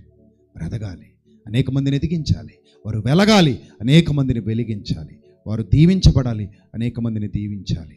అలాంటి ధన్యకరమైన స్థితి మా బిడ్డలందరికీ దయచేయండి. దయగల దేవ, ప్రయాణంలో ఉన్న బిడ్డలను కూడా జ్ఞాపకం చేసుకోండి ప్రభువా. ఈరోజు బాప్తిస్మ పొందిన ఆ బిడ్డ కొరకు, ఫనీ కొరకు ప్రార్థిస్తున్నాం. మీ చిత్తమైతే ఆ బిడ్డను స్వస్థపరచండి తండ్రి. మీకు అసాధ్యమైనది ఏదీ లేదు ప్రభువా. ఆ స్థితిలో కూడా ప్రభువా భౌతికమైన అవసరాలు వద్దంటున్నాడు. ఆ స్థితిలో కూడా తండ్రి ఆ బిడ్డ పలికినటువంటి మాట మమ్మల్ని ఎంతో కలిచివేసింది తండ్రి. నాకు కాళ్ళొద్దు అన్నాడు ప్రభువా. కాళ్ళొద్దు, రక్షణ కావాలన్నాడు తండ్రి. ప్రభువా, మీ చిత్తమైతే మీ సన్నిధిలో బ్రతిమలాడు అడుగుతున్నాను తండ్రి. మీ చిత్తమైతే ఆ బిడ్డను స్వస్థపరచండి. ఇక అసాధ్యమైనది ఏమీ లేదు. నూతన అవయవాలు దయచేయండి తండ్రి, నూతన అవయవాలు దయచేయండి. అనేక మందికి అవయవాలు ఇచ్చారు ప్రభువా, అనేక మందిని సంపూర్ణ స్వస్థతతో నింపారు తండ్రి. మీ చిత్తమైతే ప్రభా, మా చేతుల్లో ఏముంది తండ్రి, సమస్తము మీ చిత్తమే. అడుగుట మాత్రమే మా వంతు, ఇవ్వడం మీ వంతు. ప్రభా, మీరు ఇస్తారని ఆశతో అడుగుతున్నాం. మీ చిత్తమే సిద్ధించునుగాక. ఆ కుటుంబాన్ని బలపరచండి. అలా అనేక కుటుంబాలు ఏవైతే ఉన్నాయో వాటి అందరినీ బలపరచండి. అలాగే ప్రభా, వికలాంగులుగా ఉన్న బిడ్డల్ని జ్ఞాపకం చేసుకోండి, వారిని బలపరచండి. ప్రభువా, అంగవైకల్యంతో ఉన్న బిడ్డల్ని జ్ఞాపకం చేసుకోండి తండ్రి, వారిని జ్ఞాపకానికి తెచ్చుకోండి. ఇక్కడ ఉన్నారు ప్రభా అలాంటి వారు, వారందరినీ జ్ఞాపకానికి తెచ్చుకోండి. వారిని ఇంకా ఉన్నత స్థితిలో నిలబెట్టండి, వారిని ఇంకా బలపరచండి. పడిపోయిన వారికి ధైర్యాన్ని ఇవ్వండి, శక్తినివ్వండి. యవనస్తులు తొట్టిల్లిపోకుండా కాపాడండి. వారి యవ్వన కాలంలో మీ పరిచర్య ఘనంగా చేయుటకు సహాయము దయచేయండి. అలాగే మా టెక్నికల్ టీం అంతటిని, వారి కుటుంబాలని, వారి పిల్లల్ని, వారికి ఇచ్చిన గర్భఫలాలని జ్ఞాపకం చేసుకోండి. రెట్టింపు దీవెన ఆశీర్వాదాలతో నింపండి. సమస్త ఘనత, మహిమ, ప్రభావములు మీకు చెల్లిస్తూ ఈ ప్రాంగణంలో ఎవరెవరు మీ పని కొరకు సంపూర్ణ విధేయతతో వాడబడ్డారో, ఈ ప్రాంగణంలో, చర్చి ప్రాంగణంలో ఎవరెవరు సంపూర్ణ విధేయతతో మీ పరిచర్యలో నిలబడ్డారో ప్రతి కుటుంబానికి మీ కాపుదల ఇవ్వమని మీ దిన సేవకుడిగా మీ సత్యం ప్రకటించే నోటితో అభ్యర్థిస్తున్నాను తండ్రి. జవాబు ఇవ్వండి. మీ సహాయమును అనుగ్రహించండి తండ్రి. మీ కృపను తోడుగా ఉంచండి ప్రభా. ఈ రాత్రి వేళ మేమందరము భోజనం చేసి నిద్రలోనికి వెళ్ళి ప్రభా మరలోదే కాలం లేచి మిమ్మల్ని మహిమపరుస్తూ ఎవరి ప్రాంతాలకు వారు వెళుతూ ఉండగా మార్గమంతటిలో తోడుగా ఉండండి, క్షేమంగా నడిపించండి. ఈ ప్రార్థన వారిని కడవరకు కాపాడునుగాక. ఈ ప్రార్థన వారిని చిరస్థాయిగా నిలబెట్టునుగాక. ఈ ప్రార్థన వారికి నిత్య జీవితం వరకు వారిని తోడుగా ఉండి వెంబడించునుగాక. తండ్రి, అలాంటి ధన్యత బిడ్డలందరికీ దయచేయమని, ఇక్కడికి వచ్చి పరిచర్య చేసిన సేవకుల్ని కూడా జ్ఞాపకం చేసుకోమని, వారి సంఘాలని జ్ఞాపకం చేసుకోమని, మీ చిత్తం యొక్క సంపూర్ణతలోనికి వారిని నడిపించమని, ప్రతి ఒక్కరికి మీ కాపుదలను గ్రహించి మీ జ్ఞాన వివేకములతో నింపి నడిపించి వర్ధిల్లింప చేయమని వేడుకుంటున్నాను తండ్రి. ప్రభువా, ఈ ప్రార్థన మనవులు సమర్పిస్తూ సంఘమంతా కలిసి ప్రార్థించాం. ప్రతి ఒక్కరూ జవాబు పొందుకుంటున్నామని నమ్ముతున్నాను తండ్రి. సంఘమంతా కలిసి ప్రార్థించాం ప్రభువా, మీ జవాబు మా అందరికీ ఇస్తున్నారని నమ్ముతున్నాం ప్రభు. ప్రతి ఒక్కరిని, ఇక్కడికి వచ్చిన అధికారుల్ని, పెద్దల్ని కూడా జ్ఞాపకం చేసుకోండి. ఈ గ్రామాన్ని, ఈ గ్రామం చుట్టుపక్కల ఉన్న ప్రతి ఒక్కరిని, అలాగే మా సంఘాలని, రాజమండ్రిలో ఉన్న సంఘాన్ని, మండపేటలో ఉన్న సంఘాన్ని, ఇక్కడున్న సంఘాన్ని ప్రభు, అనేక ప్రాంతాలలో, హైదరాబాదులో ఉన్న సంఘాన్ని, ఇంకా అనేక ప్రాంతాలలో ఎంతమంది పిల్లలైతే మా పిల్లలు పరిచర్య చేస్తున్నారో సంఘాలన్నిటినీ జ్ఞాపకం చేసుకోండి. వారందరి ద్వారా సత్యం ఇంకా విరివిగా ప్రకటించేటట్టు చేయండి. నాతో పాటు ఎంతమంది నా తమ్ముళ్ళు సేవకులు కష్టపడ్డారో ప్రభా, పరిచర్య చేశారో నా తమ్ముళ్ళందరినీ జ్ఞాపకం చేసుకోండి. ఇక్కడ వాక్యం ప్రకటించిన నా తమ్ముళ్ళు, చెల్లెమ్మలను జ్ఞాపకం చేసుకోండి. వారిని కూడా దీవించండి, ఆశీర్వదించండి. సమస్త ఘనత, మహిమ, ప్రభావములు మీకు మాత్రమే చెల్లిస్తూ మీ బిడ్డలందరినీ మీ దయగల హస్తాలకు అప్పగిస్తూ మీ చిత్తం యొక్క సంపూర్ణతలోనికి నడిపించి ఆయుష్, ఆరోగ్యము, బలము, శక్తి దయచేసి వారి బిడ్డలను ఇంకా దీవించి ఉన్నత శిఖరాల మీద నిలబెట్టమని, మీ కొరకు గొప్ప సాక్షులుగా వాడుకోమని యేసుక్రీస్తు నామములో ఈ ప్రార్థన మనవులు సమర్పించి మీ వద్ద నుండి జవాబు పొందుకుంటున్నాం మా కన్న తండ్రి. ఆమేన్. ఆమేన్. మన తండ్రి అయిన దేవుని ప్రేమ, కుమారుడు మన రక్షకుడైన క్రీస్తు యేసు వారి శాశ్వతమైన కృప, మనందరి ఆదరణకర్త అయిన పరిశుద్ధ ఆత్మని అన్యోన్య సహవాసం కూడిన మనకు, ప్రార్థించిన ప్రతి ఒక్కరికి, లైవ్లో వీక్షించిన ప్రతి ఒక్కరికి, ఆ కుటుంబాలకు, వారికి ఇచ్చిన గర్భఫలాలకు, మీ అందరికీ, మనందరికీ సదాకాలము ఎల్లప్పుడూ తోడుగా ఉండి, నీడగా ఉండి నడిపించునుగాక. ఆమేన్. అందరికీ వందనాలు. May Lord bless you all, love you all. దేవుడు మిమ్మల్ని మీ కుటుంబాన్ని దీవించి ఆశీర్వదించును గాక. ఆమేన్. Thank you.